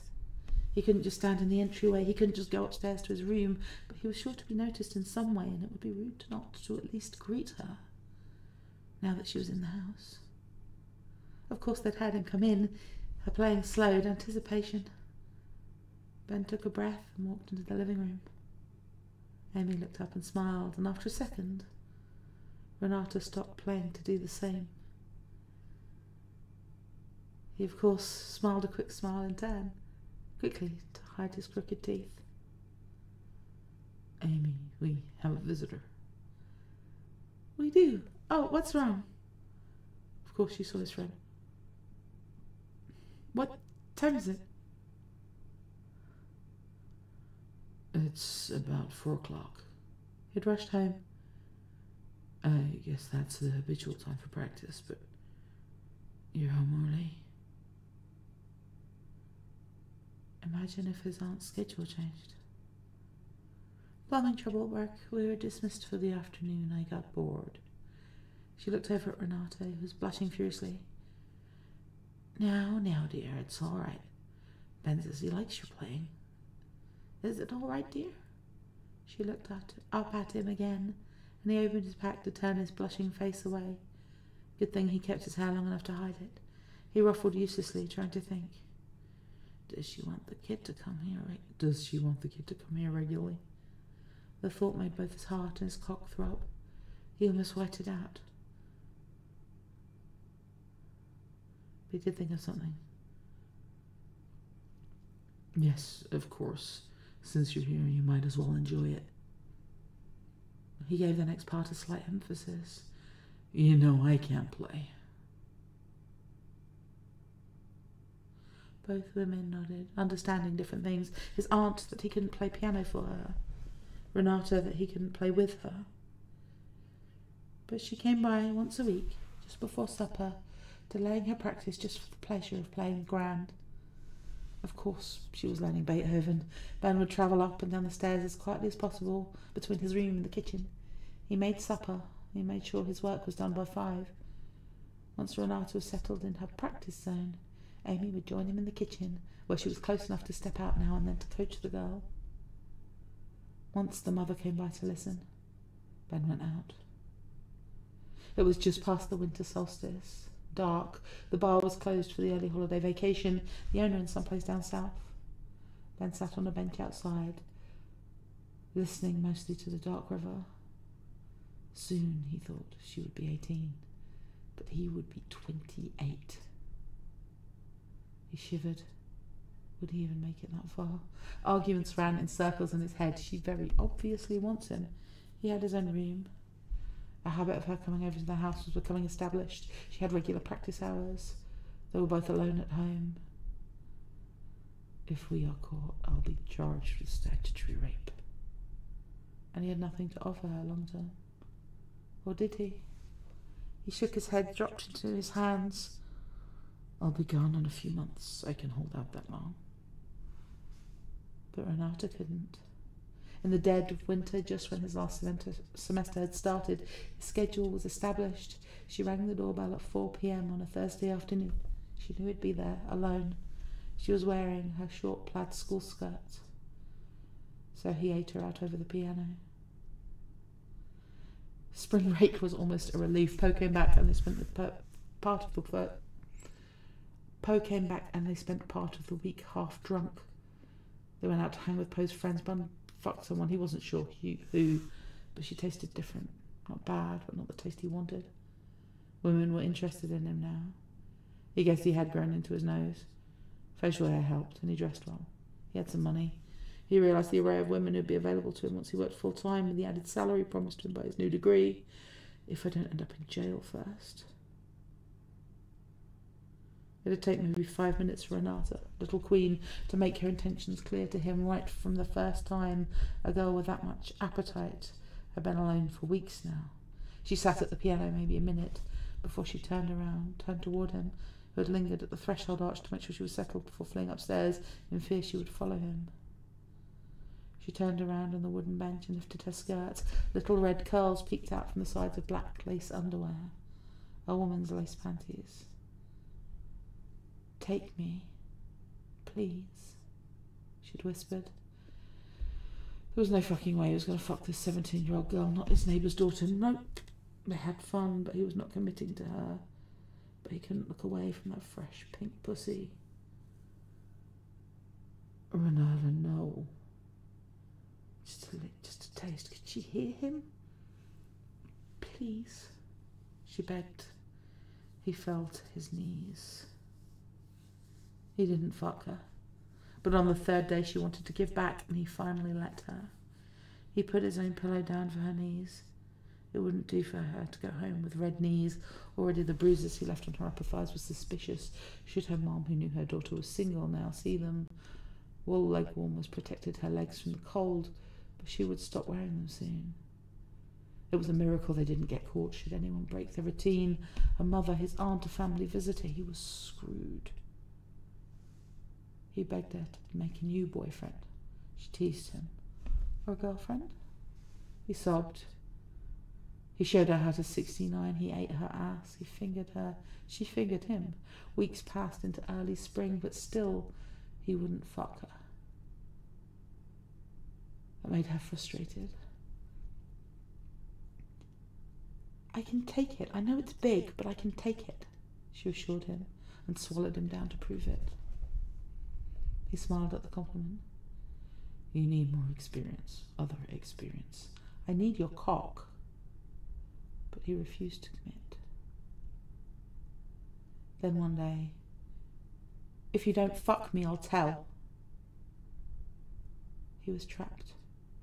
The next 2 days she didn't show up. He looked at the window, but she wasn't in her room.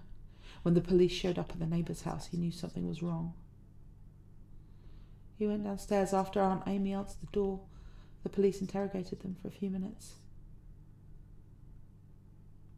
They run away sometimes at that age, but it's unusual this time of year, so we have to check with the neighbours in case they saw some behaviour or suspicious friends. The cop looked at Benjamin, who was as pale as a ghost.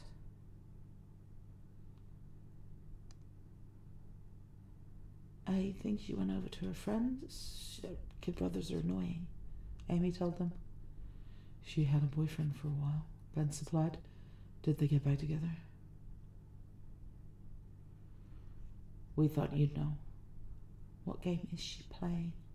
He frowned, worried. How long has she been gone? 36 hours now, that's why we're checking. Kids get their own phones now, I can see why.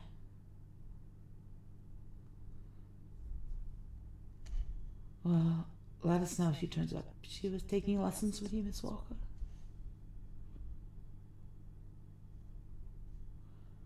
No, Amy showed her deformed hands.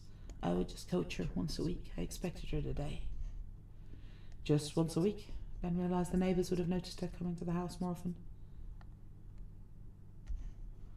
No, she loves the ground. Lying would be dangerous. She practices here after school and I'm here to let her in. He turned to his aunt. You should sell her the piano. Amy's eyes widened slightly, then narrowed. I think she likes having an audience. She'll be opening her window again soon. I'll give her my key when I leave so she can come when she wants. There, that was a good idea. The ancients looked at each other. That's it for now, folks. Hopefully she just ran away for some fun with a friend. The next day, they pulled her body from the river. They called him in, of course, and he went willingly. The next hours were a blur. Did he know how to take drugs? Did she have fights with her ex-boyfriend? Did he hear fights from the neighbour's house? What exactly was the arrangement he had with them when she came over to practice? They combed the house while Amy went over to try to comfort her neighbours. They found some of her hair in the vacuum cleaner and around the downstairs toilet. Benjamin had just spent the last anxious day deep cleaning the house, every hour notching up the dread he felt growing. When they found her, it was almost a relief until they came for him. She'd taken her mother's sleeping pills and some alcohol and gone to the river. They thought she might have fallen through the now thin ice and drowned. There were no signs of a struggle. I wasn't there to let her in, Ben explained. But you think she went after dark? He paused. Where did you find her? She drifted until she'd caught in tree branches near the bridge, where she was found on the second morning. They showed him a picture. She looked peaceful, like she was sleeping. Pale skin, now grey. Her thick braid had come undone. It still had colour. She was wearing her favourite dress. Ben sat silent. The little queen. His heart beat fast and slow, until grief surged and he cried. Accident? Suicide? Teens were emotional creatures. They ruled out murder. He was off the hook, but the neighbours were angry, and they took that anger out on him. They didn't invite him to the memorial. By the end of the semester, the silence in the house was deafening. He could hear the clocks ticking. Open windows let in spring's bird song, but every day around 4 p.m. when the church tower rang, the silence that followed was dreadful. He grieved. He was grateful when Luke announced he could come stay at the house. It meant he could leave without abandoning his Aunt Amlin, who would sit at the piano for hours, still and silent.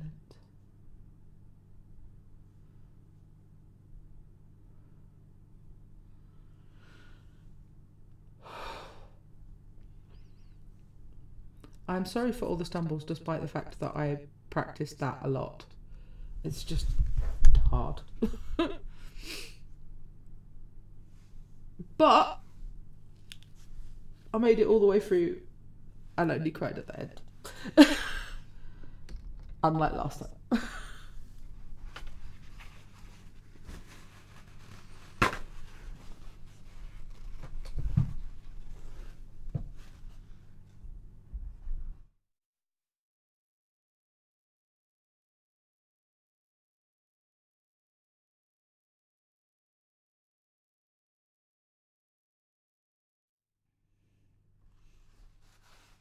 This is one we have to record properly, I think.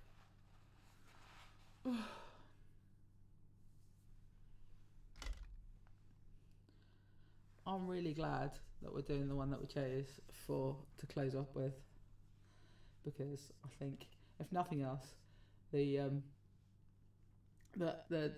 stream might be more palatable for others if we sandwich the pain with more slightly surrealist smart.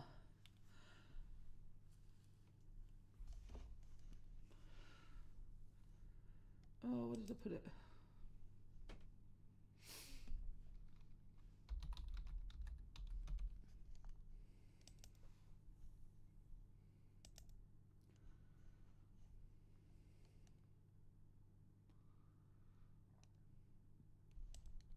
Ah, that wasn't the plan. Hang on. Sorry.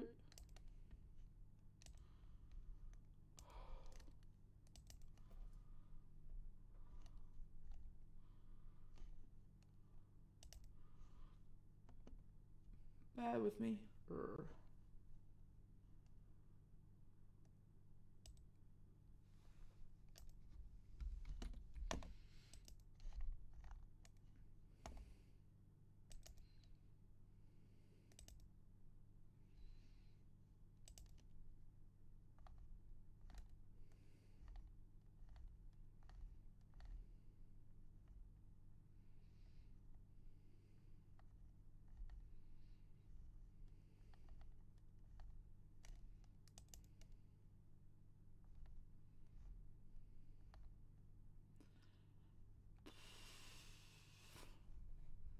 I opened the wrong one. Bear with me.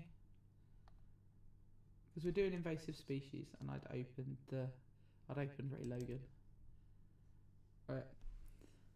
So this is Invasive Species by Dan Pierce. Drinks espresso, because I know that Avienda's going to ask for it now. I thought I was going to beat you that time.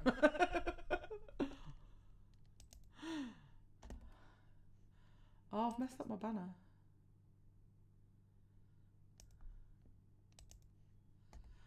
So, tags. Are we ready for these tags? Sex pollen, sex nectar, fuck or die, botanical bondage, rape non-con elements, backpacking, hiking, camping, moonshine, friends to lovers, roommates, pining, attempted seduction, masturbation, mentions of urination, no water sports, mild injury, woman on top, implied animal death, animals waiting out of season, explicit sexual content, hashtag insatiable fee, lack of communication, invasive plant species, mild horror vibes, no beta, we die like a cheap vibrator, POV alternating, moving vines, vines in awkward places, living cock ring. I'm so tempted to just read those tags. It's like beat poetry. Best tags. Are you sitting comfortably?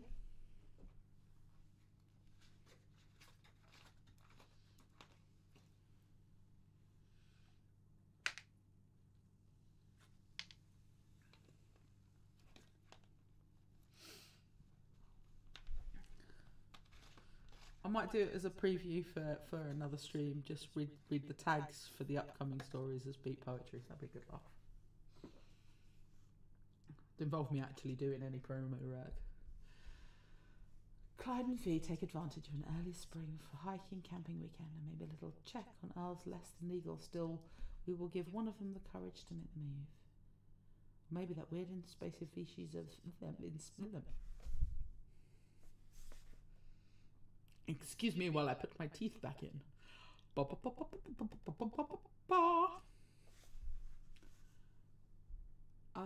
If you look in the corner, can you see the little clapper board? You can use underneath. You can use that to make clips. So if I say anything thoroughly hilarious, it will scroll back for about 5 minutes. You can go into that and you can make little clips, and then you can share those as promos. And that's or just save them to mock me, whichever you prefer. I'm going to try that whole intro summary again because my teeth fell out halfway through. Not literally, just it's a phrase that means that I'm not speaking very clearly.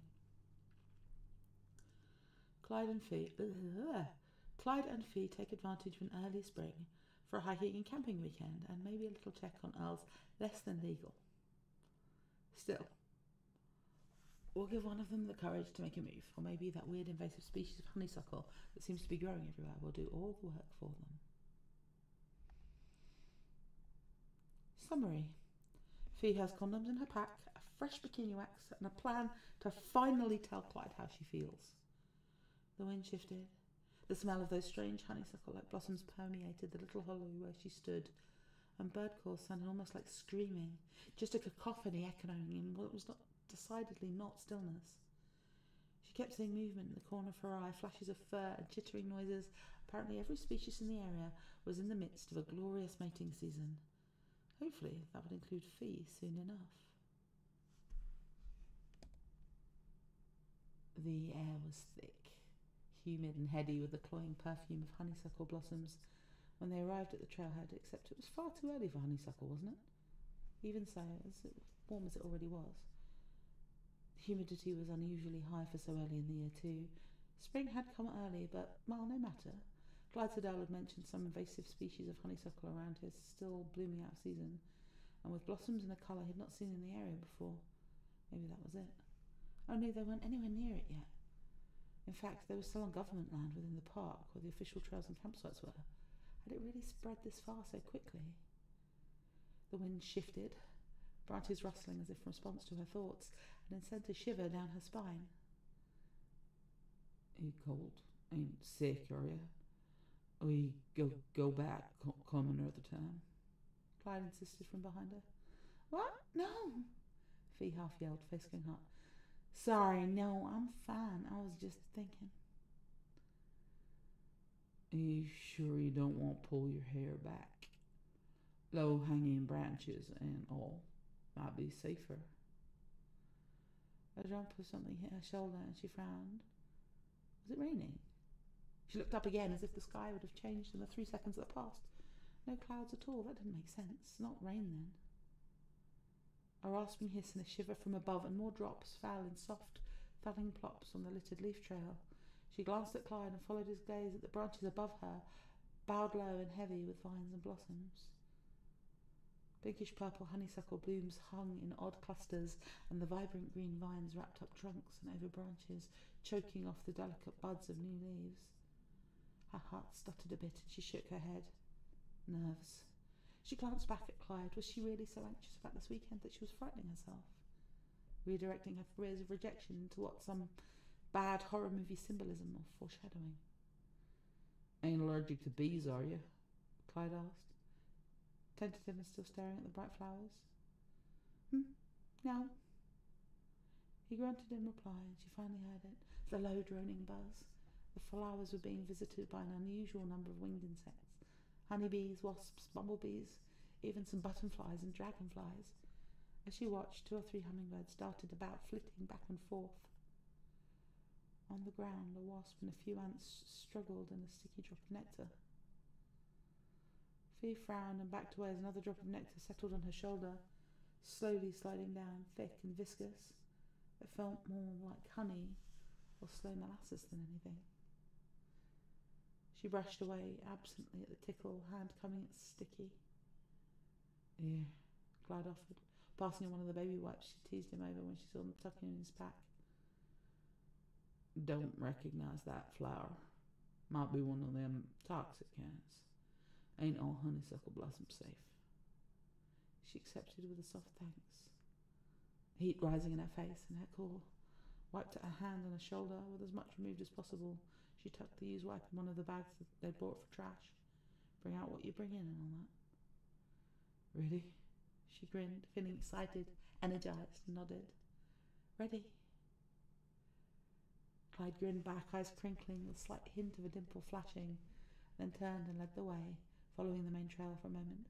They'd veer off when they got closer to the ultimate destination. The sun broke through in patches and in spots, and the woods were alive around them. She glanced about occasionally, wondering if snakes were already out, but Clyde assured her, so long as they weren't bothering nothing, weren't likely to be bothered back. They took their time, mostly because she was dawdling, trying to take everything in, and maybe watching Clyde as he proceeded around the trail. His jeans were tight, hugging what little ass he had, and straining over muscled thighs that haunted her dreams. She couldn't see much of his back or shoulders, but his upper arms fascinated her, and for once she could lick her fill without too much worry about being caught. He hissed as her hair snagged on a branch, and she stumbled with a yelp and her head snapped back. Less than 20 minutes in, and here she was about to be vanquished by a tree.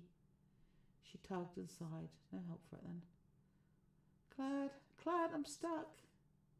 She glanced up long enough to see him turn around and assess the situation, then cast her eyes back down as he slowly grinned, unable to face him.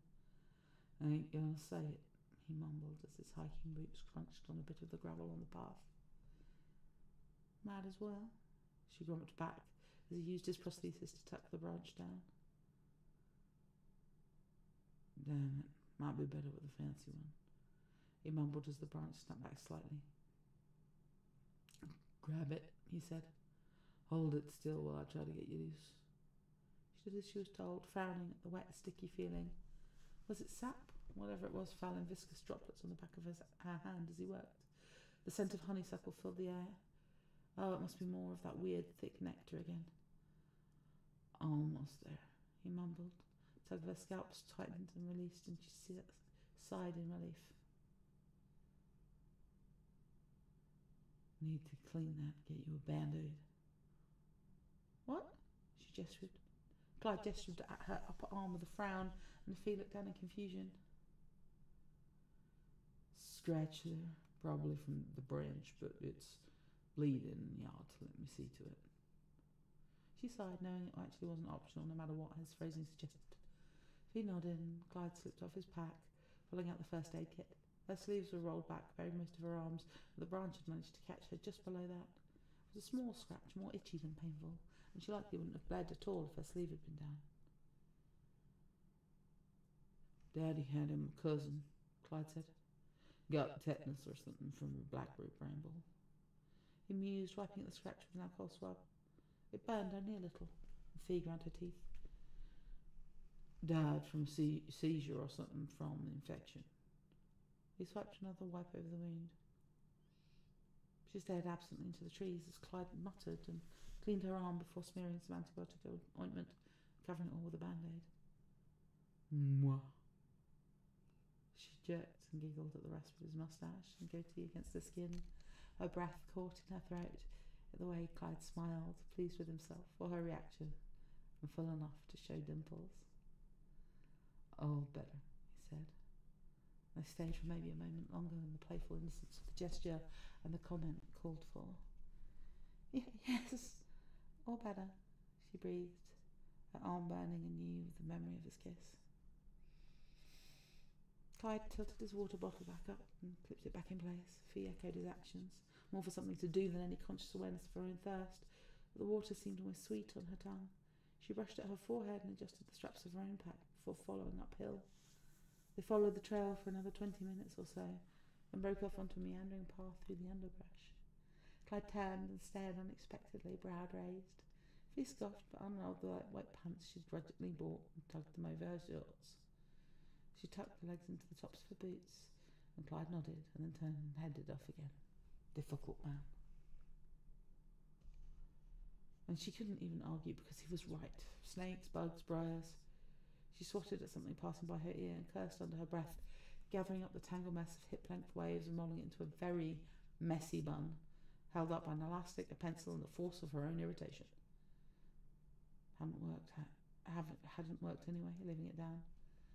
She'd spent nearly a whole day getting a trim, Clyde's sister Melly opening up when she was supposed to be off and putting in long layers to frame Fee's face, followed by a pretty but sensible matching mani-pedi, French manicure, no tips, short, and a bikini wax at the place across town. To go backpacking with Clyde Logan. Technically, because Fee swore that this was it. She was going to make a move and end the back and forth once and for all. If Clyde didn't want her, they could stay friends and never speak of it again, or she could leave the country, whichever. If he did, well, if Clyde felt the way she hoped he felt, the way she felt, then maybe the box of Magnum condoms in her pack wouldn't be a pointless waste of money and space. Too many times she'd been so sure he was about to kiss her, and one of them, or both of them, panicked. At least Fee thought that was what happened. Anyway, she had a new mash recipe she'd been working on, and Earl said she could use his old still back in the woods. Clyde's comment was that it was dangerous, and his insistence she shouldn't go alone. That had been the perfect opportunity. A self-care day and new underwear from a store that didn't also sell groceries, cleaning supplies, and a feed with weapons in her arsenal. Now she just had to act, to follow through with her plan of attack. She even practiced, rehearsed lines, tested her pout with various lip balms and glosses, puckered her lips, blowing kisses at her own reflection until she could do it without rolling her eyes or giggling at her own ridiculousness. She swatted at a mosquito with no respect for the copious amount of decidedly unsexy bug spray on her skin. She'd imagined far fewer bugs, and the sweat was supposed to come later, when they did. She wiped at her forehead and grasped her water bottle again. Why was it so hot? It felt more like July or August than March. The wind shifted, the smell of those strange honeysuckle blossoms permeating the little hollow where she stood. The bird calls sounded almost like screaming, just a cacophony echoing what was decidedly not stillness.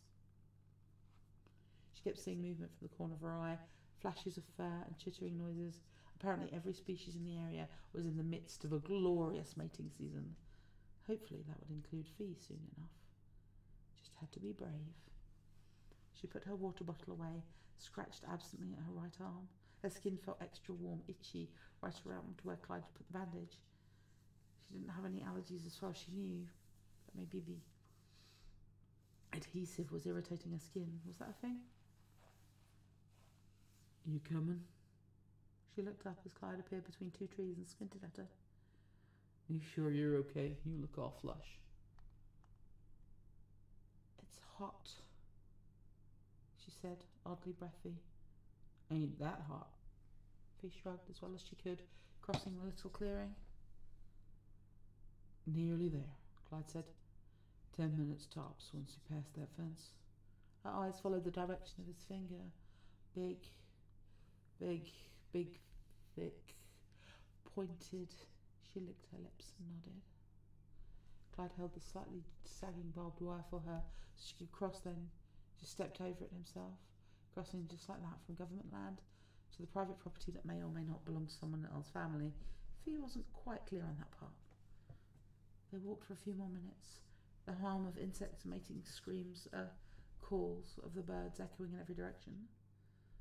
Clyde froze in front of her, his arms held out, and spoke softly, real slow, to the side there. She could hear something but couldn't see him, but she followed his instructions, barely even breathing, as she rounded a large tree. A large buck snorted. The doe had mounted, bleating and stomping on the ground with her front hooves. Fee frowned. They were just deer. What was the big deal? Sure, they usually mated in fall or winter, but surely it happens sometimes they'd be off schedule. Clyde was still frowning, though, keeping himself between the deer and Fee. She let him herd her further, unsettled, but quickly forgot when they reached the clearing where they would be camping. Oh, it's beautiful! Fee dropped her pack in a patch of grass and held her arms out, turning in a slow circle to take in the view. You could see across the green valley. It seemed like miles, the opposite peaks in the distance fading into hazy outlines and wisps of clouds. "Take you up to the falls tomorrow if you want," Clyde said. "Figure by the time we set up and all, it'll be too dark to get there safe." He smiled and nodded excitedly. "Yes, please." Clyde had carried most of the supplies, and she was surprised at just how much he managed to get into his pack. Fee had her own mat and sleeping bags and clothes as part of the food, but Clyde just kept pulling out neat little tight bundles. Earl had assured her the mash was ready to exact specifications, and if everything has gone as planned, she should be able to distill the honeyshine she was working on for months on Sunday, which meant she and Clyde had almost 36 hours to fill. She squeezed her thighs together and tried to remember if she'd brought extra pairs of the new lace panties. She could definitely use a fresh pair. She frowned and sniffed hesitantly, and a shower, although that part wouldn't be happening. "Here," Clyde said, thrusting his little pack of baby wipes away once again. "Ain't no bath or shower, but it's better than nothing." Fee took them with a grateful smile. "Thanks. Promise never to tease you about him again." Clyde smiled back, and they just stared at each other. Fee's lips parted, dragging over her bottom lip, and Clyde blinked and looked away. "I got it, you," she said, gesturing vaguely with words. "Give me your canteen and I'll get more water." She handed him a bottle and watched the almost lopsided walk as he headed into the woods with both their water bottles and a collapsible jug he'd produced from that magic pack of his. When she couldn't see him any longer, she set about removing the pants layered over her shorts and replaced her sweaty t-shirt with a tank top she had brought with the intention of layering up under her sleepwear if it got cool. She paused and studied the sweat-soaked bra before wiggling out of that, making use of the wipes. A cooling breeze across the cool path of the wipe made her nipples pucker and tightened. She tucked the tank top back down and sighed. She glanced at the woods again, considering.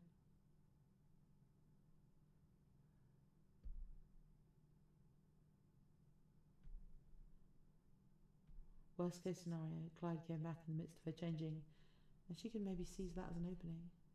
Or more likely die instantly of the intense mortifications of her just friends crush stumbling upon her changing. Nope, none of that. She liked him, he liked her. She suspected it was more than that on both their parts. Fee unlaced her boots and tugged off her damp socks, wriggling her toes in relief.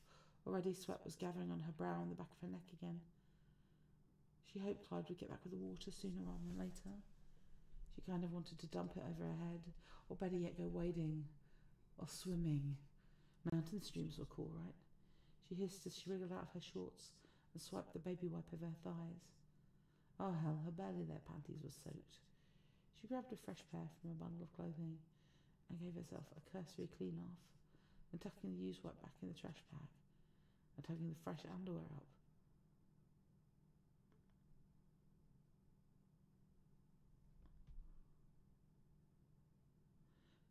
Followed by another pair of denim cut-offs. She fumbled at the zipper, inadvertently pressing the seam tight between her legs, and she whimpered. Oh God, that felt...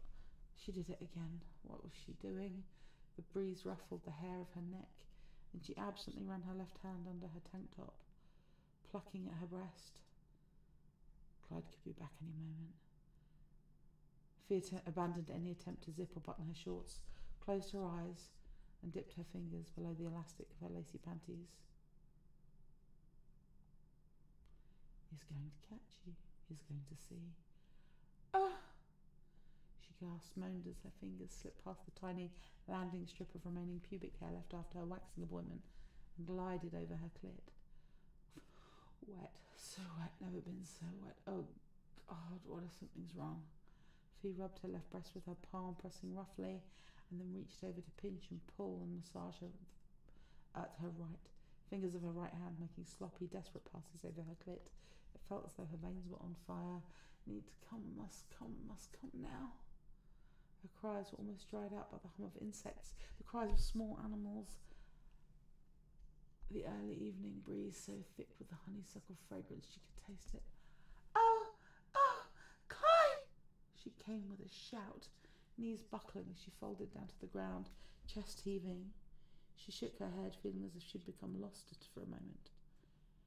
Flushing with shame, she pulled her hand out of her panties, made quick work of doing up her shorts.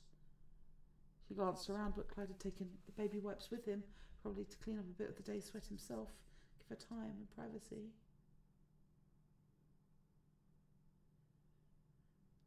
A twig snapped, and she shoved her sticky fingers in her mouth. Sweet. Fee's eyelids fluttered as she rose slowly to her feet. Fee!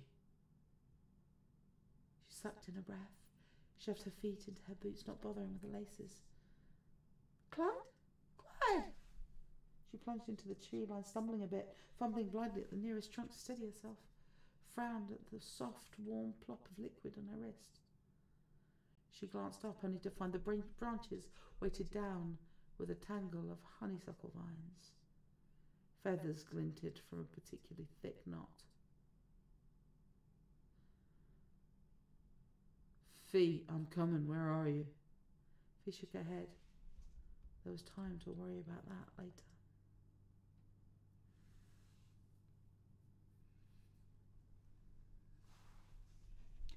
Do you want the next chapter?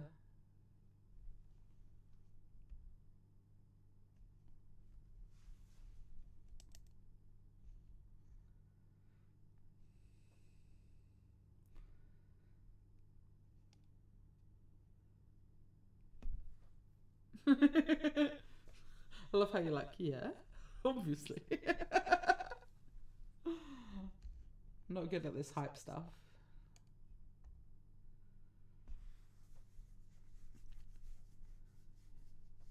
Yes, this is the last chapter anyway.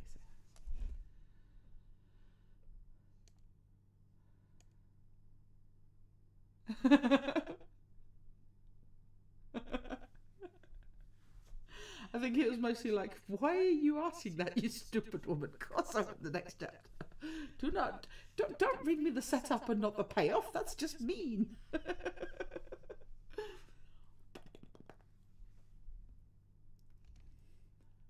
I'm a big fan of this particular one, so hopefully we can.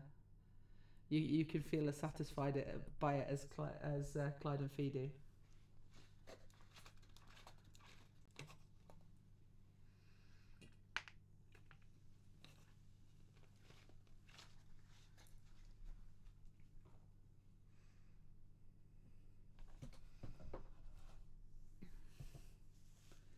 Clyde picked his way carefully through the undergrowth, trying to do as little damage as possible. As he made his way to the general direction of the still, he needed to piss something desperate, but he was so damn hard. Be lucky not to go on his own face, assuming he could go at all. Fuck. She was going to kill him. Not murder him in his sleep, but he was dang sure he was about to have a stroke or a massive heart attack before the weekend was over. Them damn little shorts about done him in that morning when she came bouncing out of her room, ass practically hanging out, thighs jiggling just right. And thank fuck she'd been wearing a bra and a t-shirt, because that damn tank top she liked to sleep in was practically see-through. He battered aside a branch heavy with out-of-season flowers, and then swore and swiped angrily as the sticky nectar drops all over his skin. Damn invasive honeysuckle everywhere was the same fucking colour of those little nipples of hers. He'd have to put money on it. He stumbled slightly and steadied himself against a tree with a grunt. There was a stump nearby. He set their water bottles down. Baby wipes was tucked safe in his pocket. Wished he could shower. He must stink to hell, all that sweating. Finished with his water before they even got to the fence line. That's what he got for taking a swig every time he thought about telling her how he felt. How badly he wanted to kiss her, hold her, and wrap her fucking thighs around his head so he could suffocate himself in her pussy. Yeah, that. Why'd he have to go first, lead the way like that? Because walking behind her uphill, God no, he wouldn't have made it. Thought it was done for when they paused and she wriggled into them pants, bent over to tuck them in her boots. Best and worst thing he ever done, agreeing to rent out his old room in the trailer to her. Once Jimmy moved to Virginia and Clyde moved into the master, she should have stayed at the house in Melly or anything other than this torture of being close to everything he ever wanted and knowing he ain't allowed to touch. Shouldn't even be looking. Ophelia. Bright smile, freckles, heart-shaped arse that jiggled just right. She was soft and rounded in all the right places, enough to really grab and hold on, and she always smelled like fucking candy. He could die happy if he could fuck her ample thighs just once. So Clyde shook his head and swiped the sweat beaded on his brow with his forearm. Too damn hot didn't bode well for summer. At least it wasn't so humid yet. Meant what little breeze stirred was at least slightly cooling. He walked a little way away from their stuff and glanced around, strained his ears just in case she decided to follow him or call for help or something. He glanced down and unzipped. Birds called back and forth and all manner of critters rushed around in the underbrush, just ignoring him or going about their lives. Odd, concerning even, like something was just off with the whole damn mountain. Part of him wanted to pack up and get her out. Maybe just leave all this shit and run. A breeze rustled the leaves around him and sent a chill down his neck. A branch cracked and he turned, not sure what he might be about to face. Not too many predators roundabouts, officially no mountain lions these days, although that didn't stop folks from seeing them occasionally, and bears weren't uncommon. Another snap, a snort. Shit. He forgot about the deer between the antlers and the parakick that could easily kill a person under the wrong circumstances. He took a step, not even bothering to do up his pants. He thought he heard Fee call his name. A sudden sharp yell, all husky and distressed. Fee? Fee! A sudden tug at his ankle and he went down. Hard. Wind knocked out of him when he hit the ground. He lay stunned for a moment, went to roll, intent on getting back to his feet and back to Fee. Damn idiot had been leaving her alone when anything could happen. Something tugged on his left arm and he looked. Of course he looked. The back of his neck prickled and goosebumps dotted his arms. Ah, hell. He wanted to laugh at himself. Tangled in damn honeysuckle vines. He reached over to untangle the vines, shook his head at the ones wrapped around his ankle and draped over his shin, stumbled right into a whole patch of the stuff hanging off the tree. Clyde frowned. Weren't working. In fact, all his struggling to get loose done was make it worse. Like the damn vines were all knotted together. The weird, thick nectar was all over him again. It made him kind of itchy, like prickly, probably allergic given the Logan family luck. A snort and a thump, and he heard the deer. He assumed it was a deer that spooked him take off the other way. Shit. Damn thing was headed right to the campsite. Clyde tugged at the vines once more as a sudden jerk pulled him back. What the... Fee! What the hell was he doing? He didn't want her any closer to this shit. He groaned and relaxed into the vines and the underbrush. What was he doing? There was something important. He could see it creeping and curling, honeysuckle vines sliding up his legs over his jeans. A tendril curled around his dick, and he groaned as delicate petals unfurled. A silvery lavender, white, darkening by the second. What the fuck? Clyde? Shit, she was close. Fee, don't... He hadn't noticed the vines creeping around his torso until they tightened, squeezing until he couldn't yell. Clyde! He could just barely see her as she burst through the underbrush, one boot missing, wearing them damn shorts and nothing to protect her legs. Go! He needed to tell her to go. Run! Clyde groaned, eyes fluttering as a damn plant. Was it moving? Oh! He forced his eyes open, greeted at the sight of Fee licking her lips, staring right at his dick as it bobbed, and he realised the vines were unwrapping, sliding down as she watched. She shifted and pressed her thighs together. Fee, you gotta... I can help, she whispered, eyes still locked on his manhood. She looked fucking hungry. She fumbled at the waist of her shorts and hobbled forward.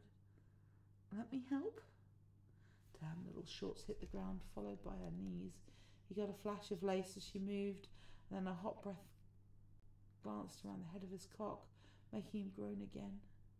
She giggled and something brushed against his shaft. It was terrible and wonderful and... Come, need to fuck. It's the same colour, she whispered, eyes flicking to him as she brushed her fingertip against a honeysuckle bloom. It felt like the flower burst, a fat drop of nectar sliding down to settle onto the vine, still wrapped around the base. And if the strange tickling sensation was to be believed, his balls too. He cursed a blue streak when a hot little hand curled around him, gliding up and down. With the help of pre-cum and 3 more sticky nectar beads, it was almost like the stuff melted in the heat of her palm, and her touch glided over him like they'd bought very good lube. Vines stretched and crawled around them, tugging his shirt up and his jeans down, limbs and torso still pinned firmly. Fee? She didn't look up again. Lips parted as she leaned down closer and closer. There was some reason not to. She shouldn't, because... Fuck. She lipped a hop trail from his balls up to the mushroom head, and then paused and smacked her lips. Sweet, she mumbled, and then wrapped her lips around him, bobbing eagerly up and down, a little further each time. Fee, you got a what? What was he supposed to say? There was something. The wind stirred the branches above them, fat drops of nectar raining down in warm plops. Clyde thrust up what little he could until Fee gagged and sat up with a pout. Shit, sorry. He shook her head and stood, grasping her lacy panties and wriggling them down. This'll help, she muttered. Need to come. That makes it better. The burning. He stared, half dazed, as she stood over him, waxed bare save for a small strip of red. He could see the puffy reddish pink of her pussy, all wet and swollen, and it was his turn to lick his lips. Her little fingers slipped down over the slight swell of her belly, that little tummy pooch.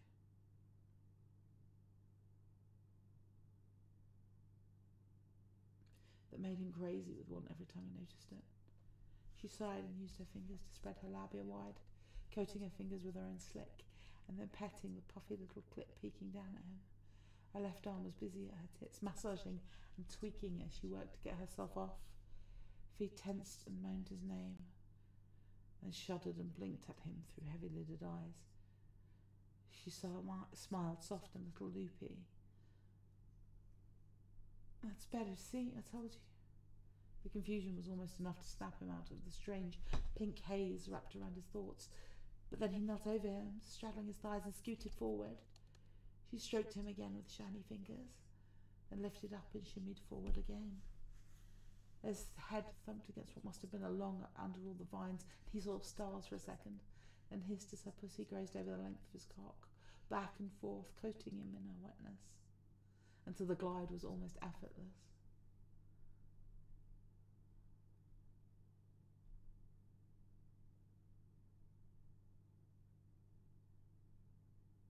Fee shifted her hips. The head of his cock kind of caught and pressed, as she saw stars for a different reason as she sank down. The forest around them burst into a deafening cacophony, or maybe he just finally noticed it again, and Fee moaned and leaned forward, bracing her hands on his still-covered chest. It helps, she whispered. I'm helping. So close, he could see that her face and neck were still flushed, eyes overly bright and fevered, and he frowned at a streak of pinkish purple showing from under the edge of her bandage. Bandage. Scratch. Fuck. Fee, you gotta stop. Doctor, we need to get you to the hospital.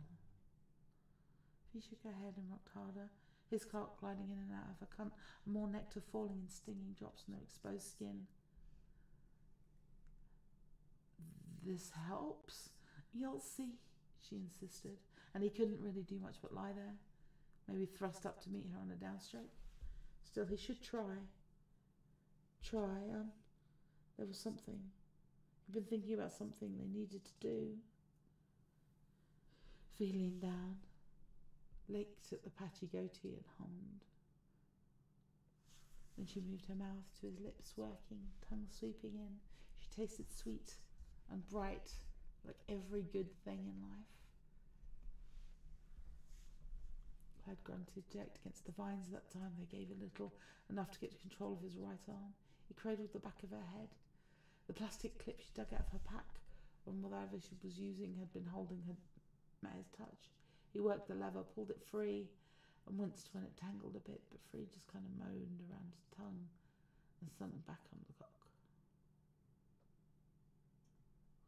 with a little more force, so he didn't need to worry on it. He could feel it coming, a tingle around in his fingers, his toes, the base of his spine, like his whole body done lit up. That down vine squeezed around his balls and the base of his dick, just as Fee threw her whole head back and shouted.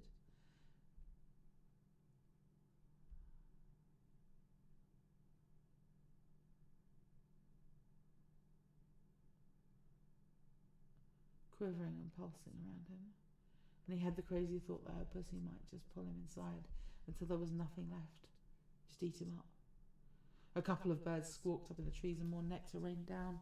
They were both soaked in it already, and the new drops reignited it all again, like they should have hissed or sizzled when they landed. Fee fumbled with the straps from his left arm, still held tight in the down vines, even though most of the others had fallen away, save maybe for the ones around his ankle and his goddamn dick. Clyde sat up and Fee squeaked, not like he hurt her none. He kissed her again. The extra sweetness wasn't so noticeable anymore. He tugged at her shirt, that fucking tank top, and Fee helped him lift it up, reluctantly pulling her mouth away from his to toss it away. Clyde pressed his face into her chest, kissed and licked a trail down her breastbone, then turned his head to nip at her breast, suck a drop of honeysuckle nectar from her skin. The birds up in the branches must have been fighting, because a flurry of feathers and some loose blooms tumbled down, sticking to their skin, and one flower landed just above her left nipple. He could have sworn it changed colour as he looked, until it was the same shade of pink like the ones he'd noticed in the day.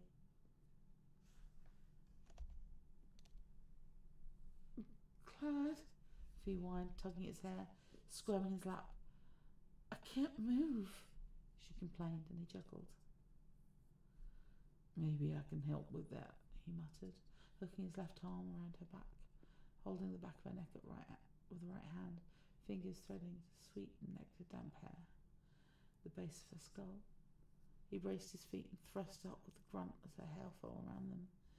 Fee's fingers scrabbled at his rucked up t-shirt, tugging until she could get as much of her hand underneath, sliding her palms over his chest and stomach, like she just needed to touch as much of his skin as possible.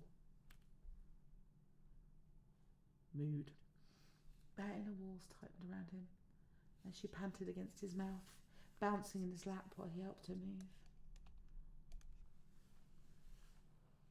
He watched her face as she came again, screaming enough to outdo the birds and the small animals around them. Her body pulsed and clenched rhythmically around him.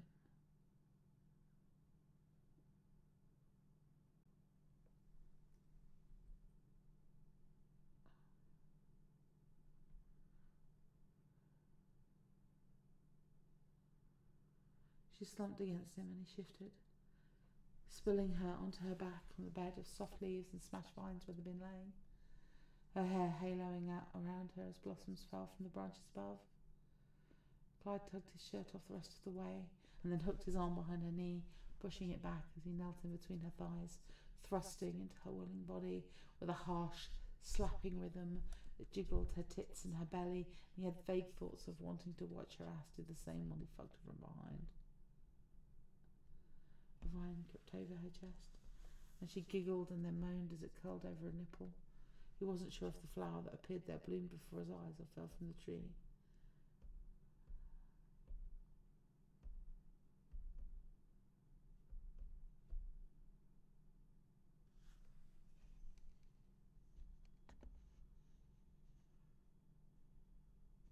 Her little fingers threaded through his hair, scratched at his scalp, as her other hand clutched on his shoulder.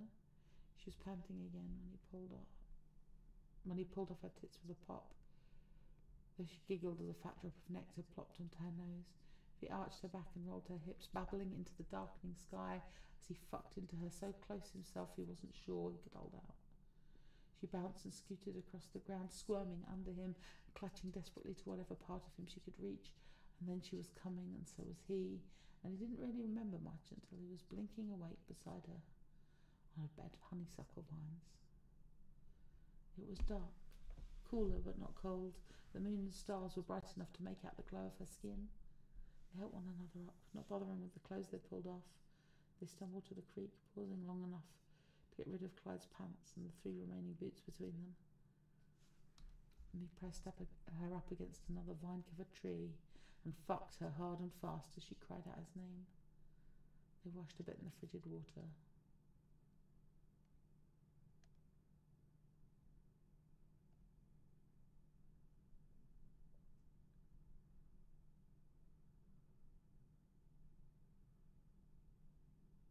They washed up a bit in the frigid water, and he spotted their refilled bottles as they fought their way back to their clearing and collapsed, bare as they could be, on top of Clyde's sleeping bag.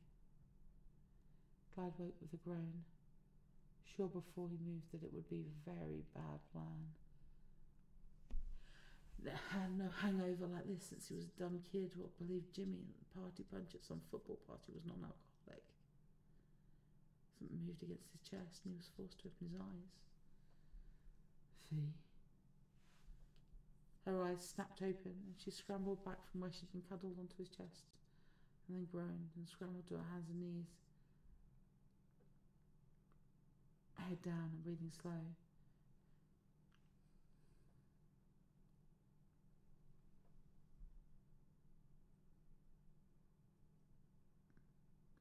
She nodded to herself after a moment, and carefully pushing her hair back from her face and folding her legs under her, sat until she was sitting up. They realised they were naked at the same time. Eyes wide and faces flushed, and they looked away and babbled apologies. The night came back in small pieces, or maybe nights. If there were flashes, he wasn't sure, of a dream or a memory of waterfalls and a rock formation that was at least an hour's hike, and so many memories of pressing her against trees or rocks and having his way with her.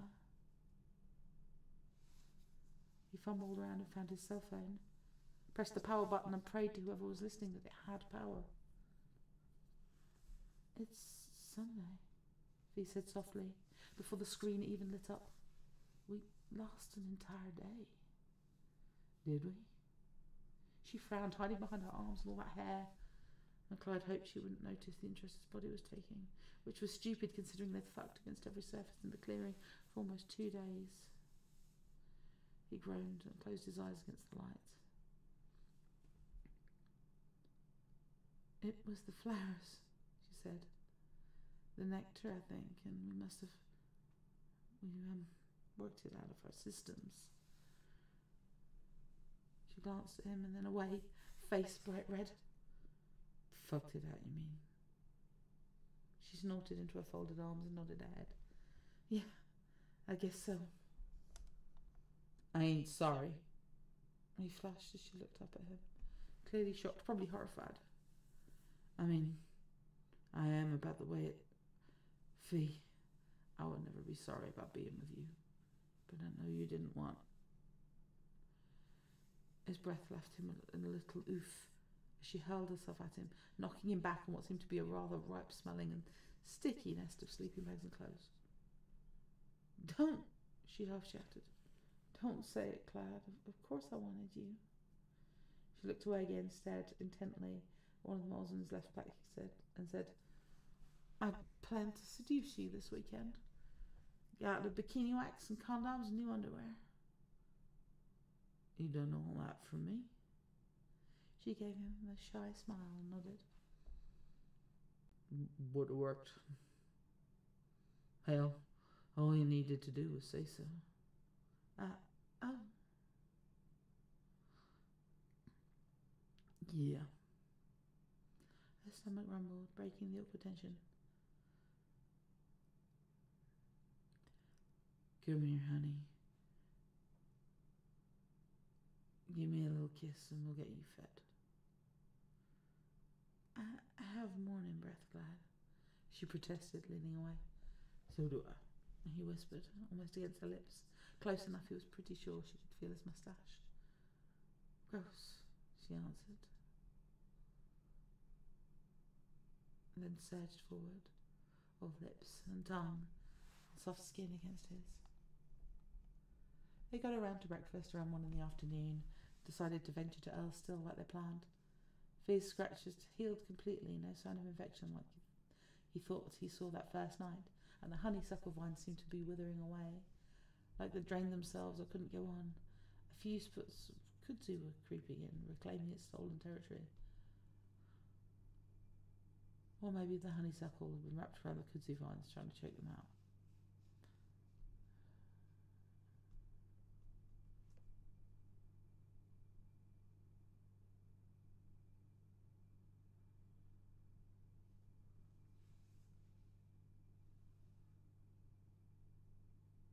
Maybe the honeysuckle had been wrapped around the kudzu vines, trying to choke them out, two invasive species battling for dominance.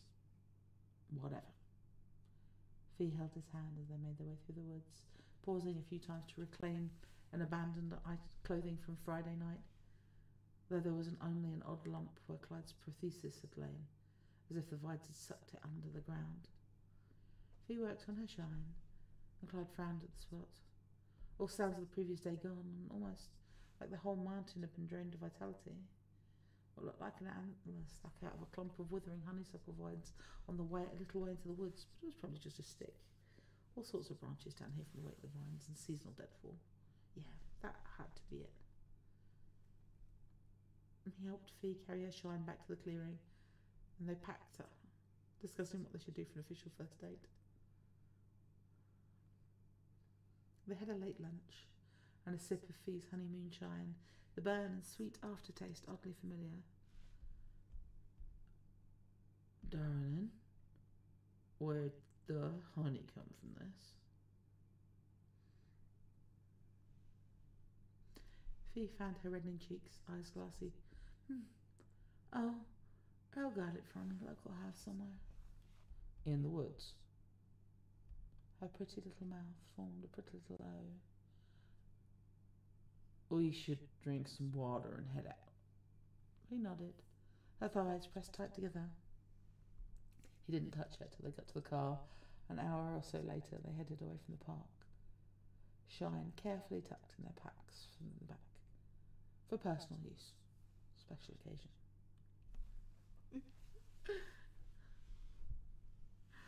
Did you think that the vines were going to eat him? A little bit. Thank you very much. As always, it's an honour and a privilege and an absolute joy to be able to read your stories. So thank you very, very much. It's so late here. Oh. They did eat everything else. They did eat like the entire area. But not Clyde and Fee, because they were just too dang much for it. Overload with sheer sexual magnetism. I'll be back on Wednesday with the closing chapter of Remember Me and whatever cool and fabulous stuff people ask me to read.